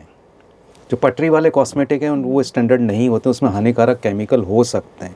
जो स्टैंडर्ड कॉस्मेटिक हैं वो पूरा टेस्टिंग करके DCGI से अप्रूवल लेकर के तब मार्केट में आते हैं। तो काफ़ी हद तक हम मान सकते हैं कि तसल्ली के लिए सब कुछ किया गया है। 100% कुछ भी नहीं हो सकता। एक लेवल तक जो आपको एडिशनल कॉस्ट देना पड़ रहा है वो उस टेस्टिंग का देना पड़ रहा है, जो एनिमल पे और स्किन पे और इन सब चीज़ पर केमिकल एनालिसिस होता है।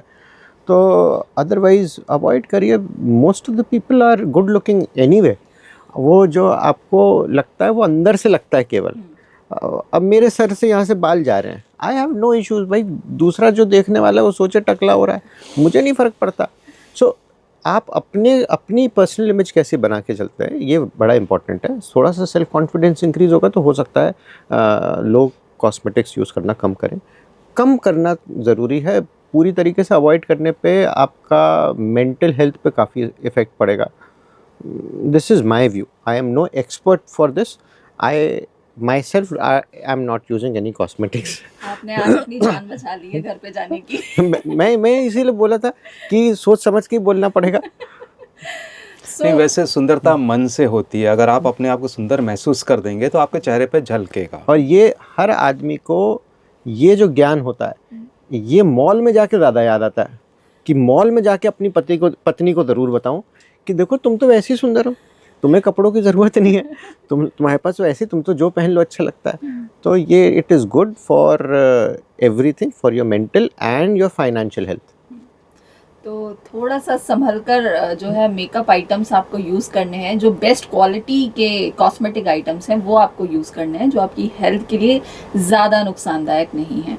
सर एक मिथ और है जो हमने सुना भी है, मतलब फॉरेन कंट्रीज़ में स्किन कैंसर बहुत ज़्यादा होता है। तो बोलते हैं कि धूप के कांटेक्ट में आने से जो है सनस्क्रीन लगा लो तो आपको जो है प्रोटेक्शन मिल जाएगी। तो क्या ऐसा कुछ है कि इनकी वजह से भी कैंसर होता है?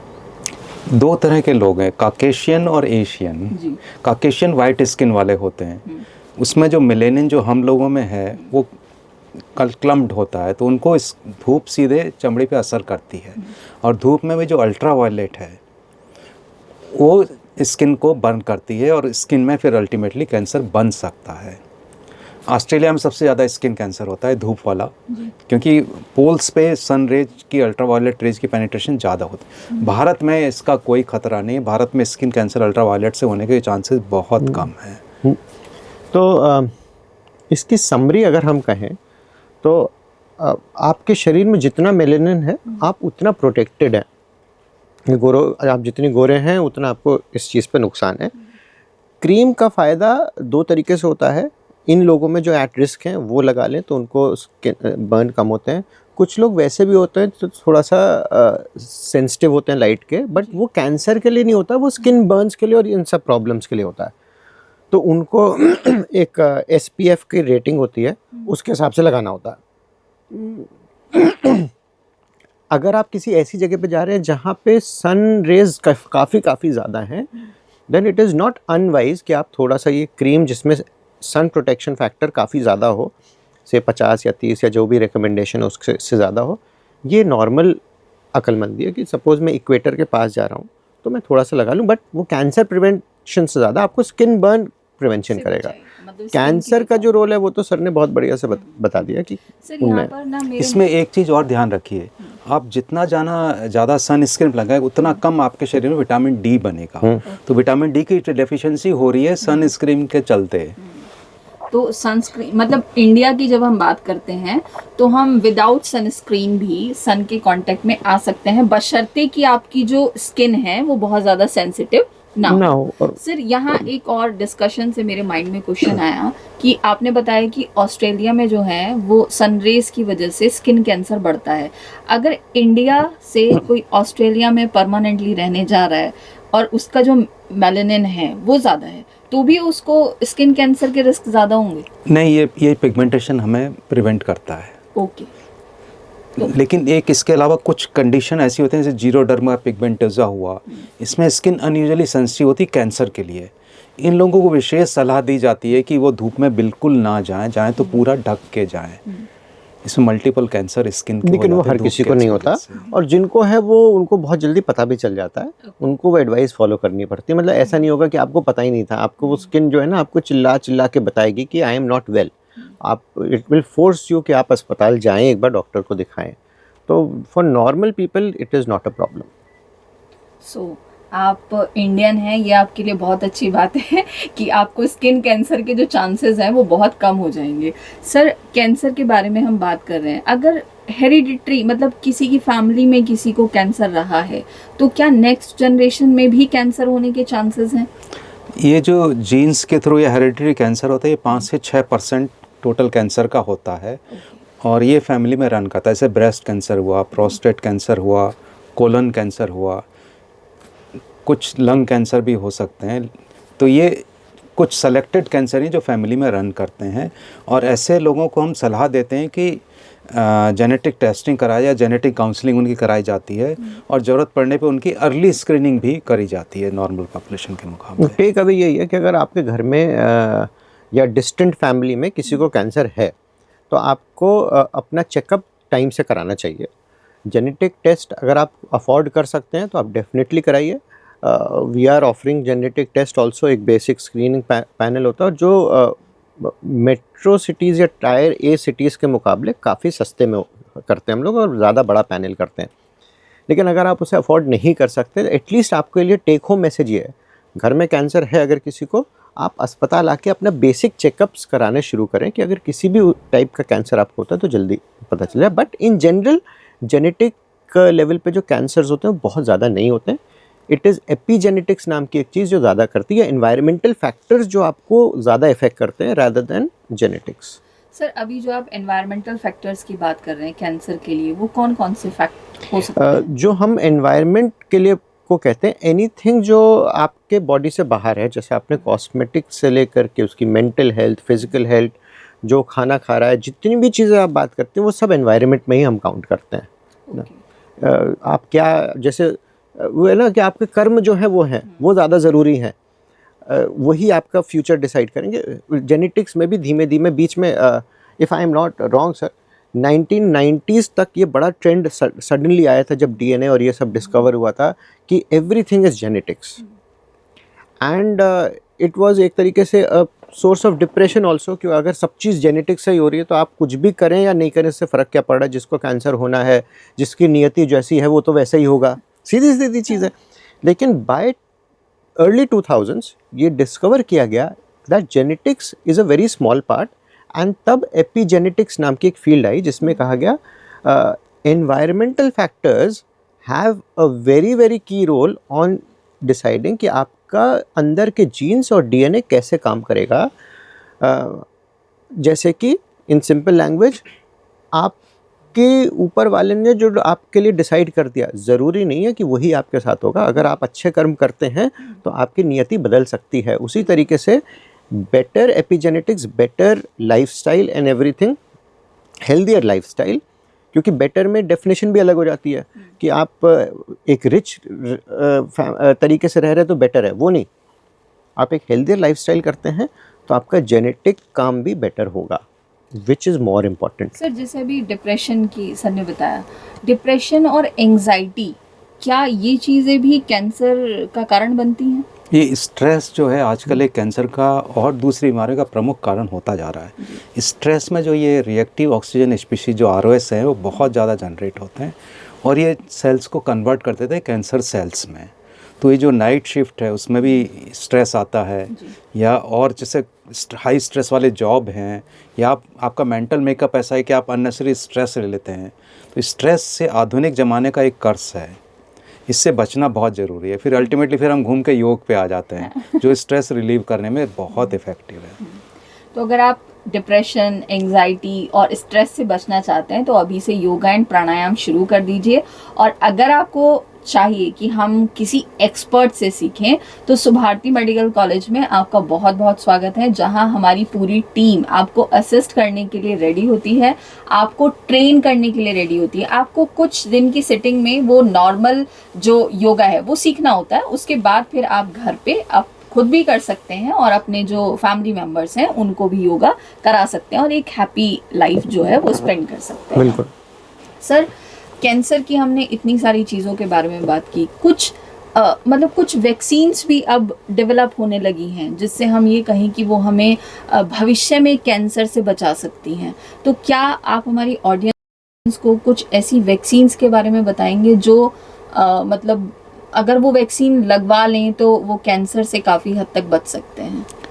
2 वैक्सीन जो रूटीन में दी जाती हैं, एक तो हेपेटाइटिस बी की है जो पेंटावैलेंट वैक्सीन आजकल बच्चों को जन्म के समय दे दी जाती है। तो हेपेटाइटिस से सिरोसिस होता है, फिर अल्टीमेटली हेपेटोसेलुलर कार्सिनोमा होता है, वो पूरी तरह ख़त्म हो जाएगा। दूसरा है HPV, human papilloma virus vaccine, जो सर्वाइकल कैंसर और लड़कों में मुंह के और गले के कैंसर के लिए दी जाती है। प्री टीन्स में ये 2 डोज देते हैं, पोस्ट टीन्स में 3 डोज देते हैं। तो ये भी 90% तक कैंसर को कंट्रोल कर लेती है। ये 2 रिकमेंडेड और प्रूवन वैक्सीन अभी हैं। बाकी एक्सपेरिमेंट तो बहुत सारे चल रहे हैं, जैसे mRNA वैक्सीन है या और भी हैं। भविष्य में हो सकता है कोई अल्टीमेटली मैजिक वैक्सीन आ जाए। एक इसमें समझना ये है कि हमारे यहाँ पे जो जितनी भी चीज़ें हम करते हैं कि बैक्टीरिया है, फंगाई है, वैसी एक चीज़ होती है वायरस। वायरस का काम करने का तरीका बड़ा अलग सा होता है। और कंसेप्ट तो ये है कि हम ह्यूमंस, हमारा इतना एवोल्यूशन हुआ ही इस वजह से कि वायरस आए दुनिया में, उन्होंने हमारा DNA मॉडिफाई किया और ये कंटिन्यूस चलता रहता है। कुछ वायरस जो कि हमारा DNA इस तरीके से मॉडिफाई करते हैं कि से 20 साल 25 साल बाद हमें कैंसर हो जाए, उनको मारने के लिए वैक्सीन्स हैं ये एक्चुअली कैंसर वैक्सीन्स नहीं है। तो जैसे हेपेटाइटिस बी है, वो लिवर के एक वायरस के इन्फेक्शन के अगेंस्ट वैक्सीन है। तो आपको वो हेपेटाइटिस बी इन्फेक्शन नहीं होगा लिवर का, और आगे चल के 20-25 साल बाद जो कैंसर हो रहा है वो नहीं होगा। लेकिन सर ने बिल्कुल सही कहा कि हेपेटाइटिस बी अब गवर्नमेंट प्रोग्राम्स में आ गई कई जगह और ऑटोमेटिकली लग जाती है। इस टाइम पे जो अवेयरनेस की कमी है वो ये है, महिलाओं में lung cancer, breast cancer, reproductive cancers ये सबसे ज़्यादा हैं। छाती के कैंसर के लिए, ब्रेस्ट कैंसर के लिए आपको अपना एक खुद असेसमेंट सीखना पड़ेगा। लंग कैंसर के लिए भी आपको कुछ ना कुछ सीखना पड़ेगा, मिस होगा। लेकिन रिप्रोडक्टिव कैंसर्स के लिए, ख़ास करके सर्विक्स के कैंसर के लिए जो कि मेजर कॉज है, उसके लिए सबसे इम्पॉर्टेंट वजह है HPV, ह्यूमन पैपिलोमा वायरस नाम का एक इन्फेक्शन। एम ये है कि ऐसी वैक्सीन दो कि ये इन्फेक्शन लग ही ना पाए। एंड जब ये किया गया तो देखा गया कि एक्चुअली लोगों को वो इन्फेक्शन नहीं हुआ और उससे कैंसर नहीं हुआ। तो इसलिए कॉमन टर्म में कह दिया जाता है कि कैंसर की वैक्सीन है। ये वैक्सीन बेसिकली HPV के अगेंस्ट है। तो ये जहाँ जहाँ पे होगा और कैंसर कॉज करेगा, वहाँ पे कैंसर कम हो जाएगा। बड़ा स्ट्रॉन्ग रिकमेंडेशन है कि 9 से 10 साल की लड़कियों को ये वैक्सीन लगनी चाहिए। अगर आप बड़े हो गए हैं, लेट हो गए हैं, बट यंगर दैन 25-30 ईयर्स हैं, आपको भी लगवा लेनी चाहिए। मतलब सरकार अब इस पे काफ़ी फोकस कर रही है। तो ये आपका एक काफ़ी सिंपल तरीका है। होता क्या, प्रॉब्लम इसमें क्या होती है, इन लोगों को आज की तारीख में तो प्रॉब्लम है नहीं। अब आप अगर वो वैक्सीन लगवाते हैं, मैं कहता हूँ 2 वेरिएंट्स आते हैं, एक 2000 की है, एक 9000 की है। आप ये सोचते हैं क्यों खर्चा करूँ, और 2 बार लगनी है, या कुछ लोगों में 3 बार लगनी है। वहाँ पे हो जाता है क्यों खर्चा करूँ। यानी ये विचारधारा बदलनी पड़ेगी कि लॉन्ग टर्म में अगर आप महंगी वैक्सीन लगवा भी रहे हैं तो वो फ्यूचर में जाके आपका बहुत पैसा बचाने वाली है। हाँ, इट इज़ नॉट एक्सपेंसिव कि भाई महंगी है, मतलब लोगों को ऐसा लगता है कि अननेसेसरी खर्चा है, जो कि गलत है, उनको लगवाना ही चाहिए। आप ये सोचिए कि आपको अगर मैं कोई चीज़ कहूँ कि ये बात तब समझ में आती है जब कैंसर हो जाता है कि काश मैंने 20 साल पहले ये कर लिया होता। ये वो समय है जब आपको ये वैक्सीन लगवा लेनी चाहिए। One stitch in time saves a dime. Absolutely. Sir vaccines के बारे में भी हमने बात की। आपने एक टेस्ट बताया कि अगर जेनेटिक किसी को लग रहा है कि जेनेटिक इशू है, क्या उसके अलावा भी कोई और टेस्ट है जो हमें कैंसर प्रिवेंशन के लिए कराना चाहिए? सी जेनेटिक टेस्ट जो है ना, it is for some people. 5% लोगों के लिए है, आप बाकी लोग भी कराना चाहते हैं, हम भी क्यों नहीं कराएं, हमारा भी पता चल जाएगा। बट इससे ज़्यादा इंपॉर्टेंट है, क्योंकि हमने क्या डिस्कस किया, जेनेटिक्स से ज़्यादा एपिजेनेटिक्स इंपॉर्टेंट है। आपका एक्चुअल बॉडी कैसी है, आपके स्क्रीनिंग प्रोग्राम्स होते हैं, वो टेस्ट ज़्यादा ज़रूरी है। जैसे कि 40 साल के ऊपर या 45 साल के ऊपर आपको अपने ब्रेस्ट का मैमोग्राफी करानी है, आपको एक एक्सरे चेस्ट करा के देख लेना चाहिए। आपको बच्चेदानी का एक पैप स्मीयर नाम की चीज़ होती है, बड़े सिंपल टेस्ट हैं, ये करा लेना चाहिए। ओरल कैंसर के लिए आप सिंपल एक अपना चेकअप तो करा के दिखवा लो। तो ये टेस्ट जो है ये ज़्यादा इंपॉर्टेंट है as compared to genetic counselling. Genetic test हमारे यहाँ मान लीजिए अगर 20,000 का होता है, बाहर तो और बहुत महंगा है, ये test will hardly cost you 100 to 200 rupees. ये क्यों नहीं कराएं? और इनकी इम्पोर्टेंस ज़्यादा है। सर आप बताइए सर इसमें। 3 भारत सरकार के 3 कैंसर पे फोकस है जो कैंसर स्क्रीनिंग में चले गए हैं। मुंह का या गले का, स्तन का और सर्विक्स का। ये 3 ही मेजर कैंसर है इंडिया में, और इन तीनों की स्क्रीनिंग होती है, और ये हमारे यहाँ भी बड़ी आसानी से हो जाएगी। ये समझिए इसको कि ये स्क्रीनिंग है, डिटेक्शन नहीं है। ये आपकी मन की शांति के लिए कि आज आप तारीख में आप ठीक हैं, आगे ठीक रहेंगे नहीं रहेंगे वो भविष्य में बताएगा, और ये हमेशा कराने की ज़रूरत नहीं है। सर्विक्स के लिए जो पैप स्मीयर है, 35 साल की उम्र तक एक टेस्ट ज़रूर हो जाना चाहिए। मैमोग्राफी 50 साल की उम्र तक एक बार ज़रूर हो जानी चाहिए। और तीसरा जो है मुख व गले का, वो तो आप ब्रश करते टाइम खुद भी देख सकते हो, नहीं तो डेंटल में कभी भी आके चेकअप करा सकते हो। चौथा एक पुरुषों में PSA का टेस्ट है जो बड़ा कंट्रोवर्शियल है, वो सर ज़्यादा अच्छे से बताएंगे। बट 60 साल की उम्र तक अगर आप एक टेस्ट करवा लें तो कोई नुकसान नहीं है। ये सिर्फ इसीलिए बताने के लिए कि सब कुछ ठीक है। मतलब ये आपके मन की तसल्ली के लिए है कि सब कुछ ठीक है, और आप घबराएं ना, अपनी लाइफ को बस जो आपकी हेल्दी लाइफस्टाइल है उसको आप मेंटेन करके रखें। और ये भी है, देखिए अगर आपको कैंसर होता है तो आपको जल्दी पता चल जाएगा। मन की तसल्ली इसलिए भी ज़रूरी है ना कि डिटेक्शन होगा। मान लीजिए किसी को ब्रेस्ट कैंसर होता है, और इसमें जो मेरे को पेशेंट्स के और बाकी लोगों से बात हुई, उनको डर होता है कि ये क्या टेस्ट है, आके सुई तो नहीं लगा देंगे, नहीं कर लेंगे। तो मैमोग्राफी में क्या होता है, सिंपल एक मशीन होती है, उसमें आपका ब्रेस्ट रखा जाता है, उसको ऐसे करके हल्का सा कंप्रेस करते हैं और फिर एक्सरे ले लेते हैं, बस कुछ नहीं। हमारे यहाँ बल्कि डिजिटल मैमोग्राफी है, और मतलब और भी बढ़िया इमेज आती है, कम प्रॉब्लम के साथ आती है, तो फीमेल्स को कोई प्रॉब्लम नहीं होती इसमें। एक फीमेल्स को ना डर होता है कि कैसे टेस्ट होता है। और तो पैप स्मीयर में उसी में पैप स्मीयर में क्या होता है कि बच्चेदानी से जैसे एक सिंपल ब्रश होता है, एक हल्का सा ब्रश को ऐसे घुमा देते हैं, एंड दैट इज इट। केवल इतना, आपको और कुछ नहीं पता चलने वाला। जैसे किसी ने ऐसे ब्रश लगाया, बस आपको वैसे ही दिखाई देता है। और बाकी जो सर ने बताया उसमें तो कुछ है ही नहीं। PSA का टेस्ट खून से होता है, बट वो बड़ा कंट्रोवर्शियल है, जैसे सर ने कहा। बाहर के देशों में तो ये कहा जाता है कि रूटीन में आप प्रोस्टेट का टेस्ट ना कराएं, क्योंकि अगर किसी का बढ़ा हुआ आता भी है, उससे 100% ज़रूरी नहीं कि कैंसर ही पता चले, बाकी चीज़ में बढ़ता है, केवल एंजाइटी बढ़ेगी। बट बहुत से यूरोसर्जन्स कराते हैं एज़ पर चॉइस, नहीं भी कराते तो कोई समस्या नहीं है। लेकिन ये जो 3 चीज़ हैं, मुंह की रेगुलर जांच करना, मंजन करना, ओरल हाइजीन मेंटेन करके रखना।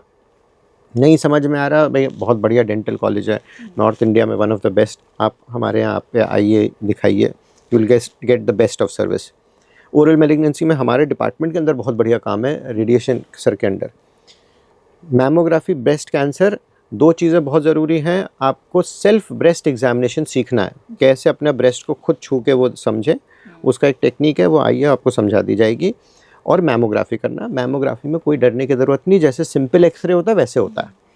और तीसरा सर्वाइकल कैंसर, जिसके लिए एक छोटा सा पैप स्मीयर नाम की चीज़ होती है, हल्का सा, हमारे यहाँ तो फ्री हो रही है पैप स्मीयर, मतलब बाकी लोग शायद 100 रुपये से 200 रुपये से ज़्यादा क्या लेंगे, हम लोग तो फ्री में कर देते हैं। तो जैसे कि सर ने बताया कि कुछ ऐसे जो टेस्ट हैं उनसे घबराने की ज़रूरत नहीं है, और बस ये है कि अगर आपको लगता है कि मेरे साथ कोई प्रॉब्लम हो सकती है, इट्स बेटर कि आप एंग्जाइटी ना लें और उन चीज़ों से पहले ही समझ जाएं और अपना एक रूटीन चेकअप करा लें। सर, कैंसर प्रिवेंशन से रिलेटेड आज हमने बहुत सारी बातें की, बहुत सारी चीज़ें डिस्कस की। अभी भी कैंसर एक बहुत बड़ा टॉपिक है, बहुत सारे मिथ हैं, बहुत सारी चीज़ें हैं जो हमारी छूट गई हैं, लेकिन टाइम थोड़ा सा बाउंड होता है पॉडकास्ट का भी। तो मैं बस सबसे लास्ट में आपसे यही जानना चाहूँगी कि क्या टेक अवेज हो सकते हैं हमारी ऑडियंस के लिए?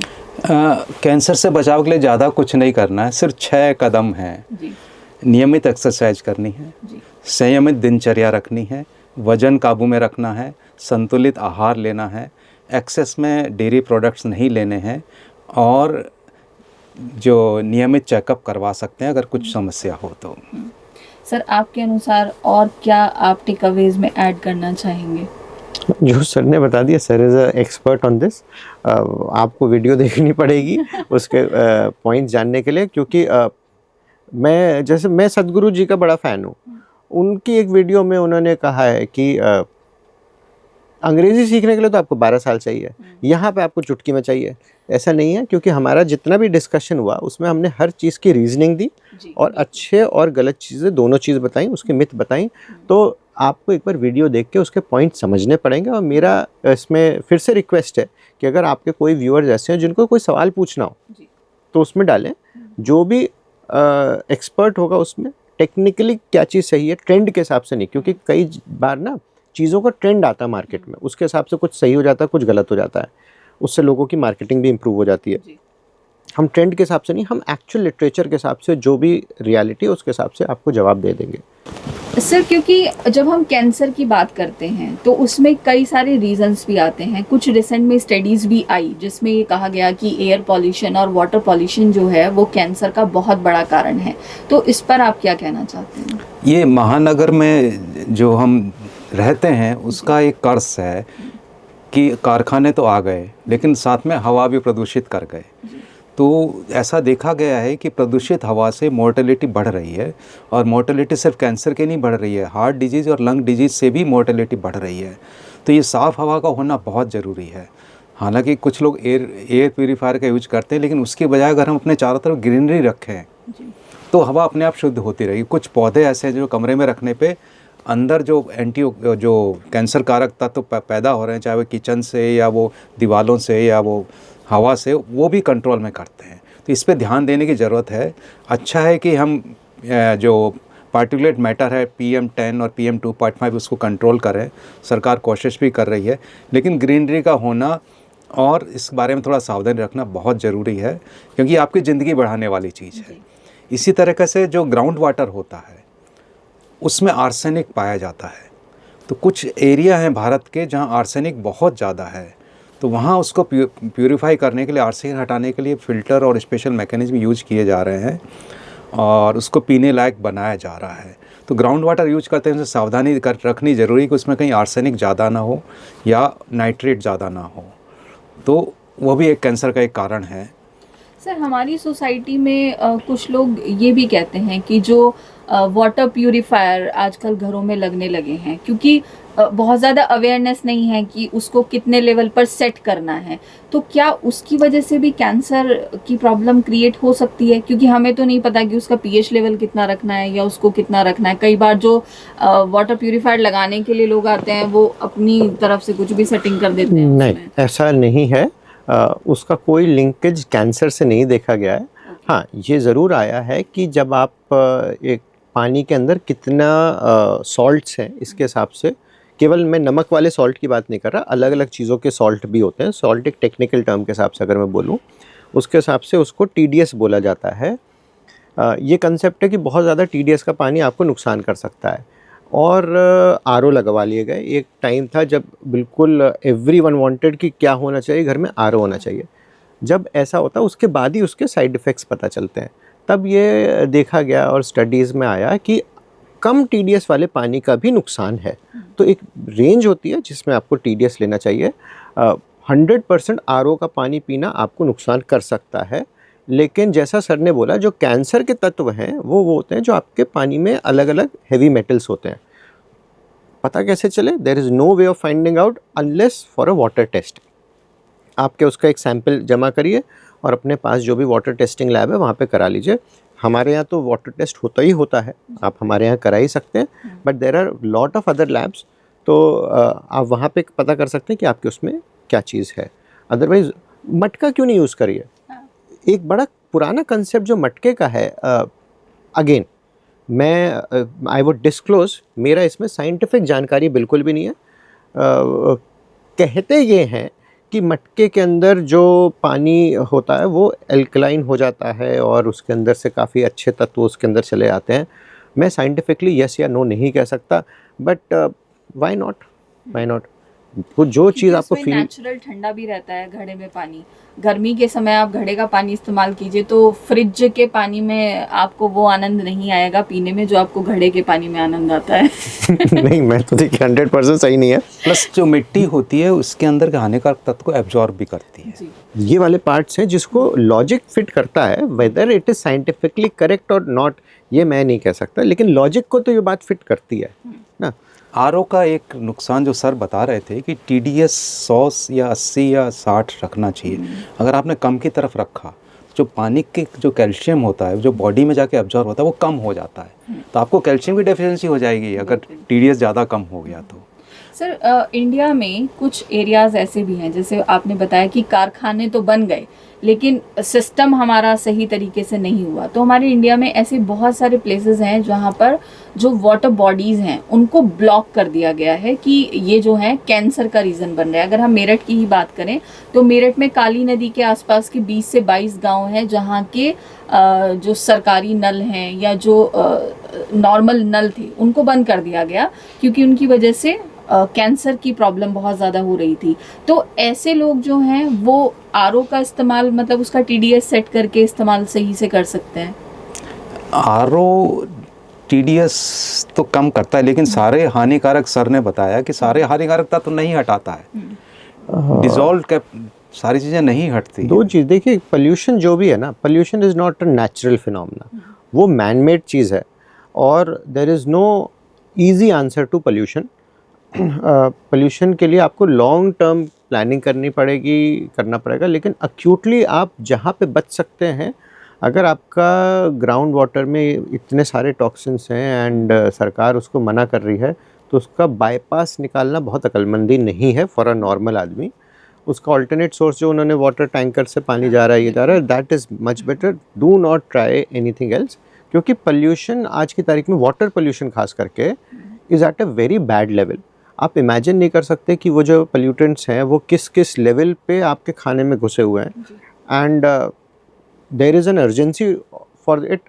Most of the pollution is happening because we are irresponsible as a generation. तो ऐसा नहीं है कि सरकार नहीं कर रही या इंडस्ट्री नहीं कर रही, हमको भी करना है, क्योंकि प्लास्टिक के पैकेट खा के तो हम ही फेंकते हैं ना। बिल्कुल बिल्कुल। तो लेकिन जो आपका सवाल है, ये तो जनरल एब्स्ट्रैक्ट बात हम करते ही चले जा सकते हैं। आपका सवाल यह है कि इसमें पंगा नहीं लेना चाहिए। आपके जो सिंपल आरओ होते हैं उनका इफ़ेक्टिवनेस इसमें क्वेश्चनेबल है। Don't rely on it, specially जब एक एजेंसी, भाई सरकार किसी का पानी क्यों बंद करेगी? क्योंकि अगर पानी बंद कर रही है इसका मतलब अगला स्टेप ये है कि उसको पूरी रिस्पॉन्सिबिलिटी लेने की पड़ेगी। तो अपना ही काम कोई तभी तो बढ़ाएगा जब उसके पास और कोई चारा ना हो। तो इस लॉजिक के साथ आपको कई जगहों पे सरकार पे विश्वास करके वो काम कर देना चाहिए बिना नो क्वेश्चंस आस्क्ड। क्योंकि अगर गवर्नमेंट कह रही है तो वो आपकी एक बेटर लाइफ के लिए ही बोल रही है, आपके हेल्थ इश्यूज को ध्यान में रखते हुए। बट हाँ, आसपास कुछ विलेजेस है जहाँ पे कैंसर का इसी वजह से बहुत बहुत ज़्यादा है। रीज़न यही है क्योंकि वहाँ का जो वाटर है वो इतना ज़्यादा पॉल्यूटेड है कि वो लोगों की हेल्थ को सीधे सीधे इफ़ेक्ट कर रहा है। खासतौर से पेस्टिसाइड्स और जो इंडस्ट्रियल वेस्ट है ग्राउंड वाटर में एक बार चला जाए तो फिर हटाना बहुत मुश्किल हो जाता है। और फिर क्योंकि हम उसे इनटेक कर ही रहे हैं तो वो हमारी बॉडी को डायरेक्टली और इनडायरेक्टली फॉर्म में हार्म कर ही रहा है। विश्वविद्यालय में हमारा जो मोटो है वो शिक्षा, सेवा, संस्कार और राष्ट्रीयता ही है, और हम सेवा के लिए यहाँ पर उपस्थित हैं और लोगों को जागरूक करने के लिए उपस्थित हैं कि हमारा जो भारत है वो स्वस्थ भारत बन सके। और उस स्वस्थ भारत के लिए हमारा जो मेडिकल कॉलेज है वो बहुत सारे कदम भी उठा रहा है। So thank you so much sir, आप दोनों ने इतना कीमती समय हमें दिया और एक ऐसे टॉपिक के बारे में हमें बताया जिसको लेकर बहुत सारे मिथ भी हैं। और जब मैं आप दोनों से ही बात कर रही थी, सर से जब हमने पहले एपिसोड में बात की थी तो सर इतने लाइट मूड में थे कि मतलब वो उनका कहना ये था कि हमें डराना नहीं है किसी को, हमें सिर्फ समझाना है। सेम बात आपने भी कही कि कैंसर से हमें किसी को डराना नहीं है, सिर्फ हमें उसे समझाना है। तो आप इस बात को समझ सकते हैं कि जब हमारे पास ऐसे एक्सपर्ट डॉक्टर हों जो अपने पेशेंट की रिक्वायरमेंट को, उसकी प्रॉब्लम को आसानी से समझ रहे हो और आपको हंस के जवाब दे रहे हो, तो उनसे बेस्ट डॉक्टर आपके लिए कोई हो ही नहीं सकता है। Again I am very thankful to you both sir, thank you so much. धन्यवाद। सो हमारे आज के पॉडकास्ट में इतना ही। अगेन मैं आपसे एक ही बात कहना चाहूँगी, अगर आपको कोई भी प्रॉब्लम है, आपके मन में कोई भी सवाल आ रहा है तो हमें कमेंट बॉक्स में ज़रूर लिखिएगा, क्योंकि आपका एक सही सवाल कई सारे लोगों की द्विधा को दूर कर सकता है। हमारा पॉडकास्ट देखते रहिए, हमारे साथ बने रहिए, यूं ही हंसते रहिए, मुस्कुराते रहिए और अच्छे अच्छे सवाल पूछते रहिए। जय हिंद।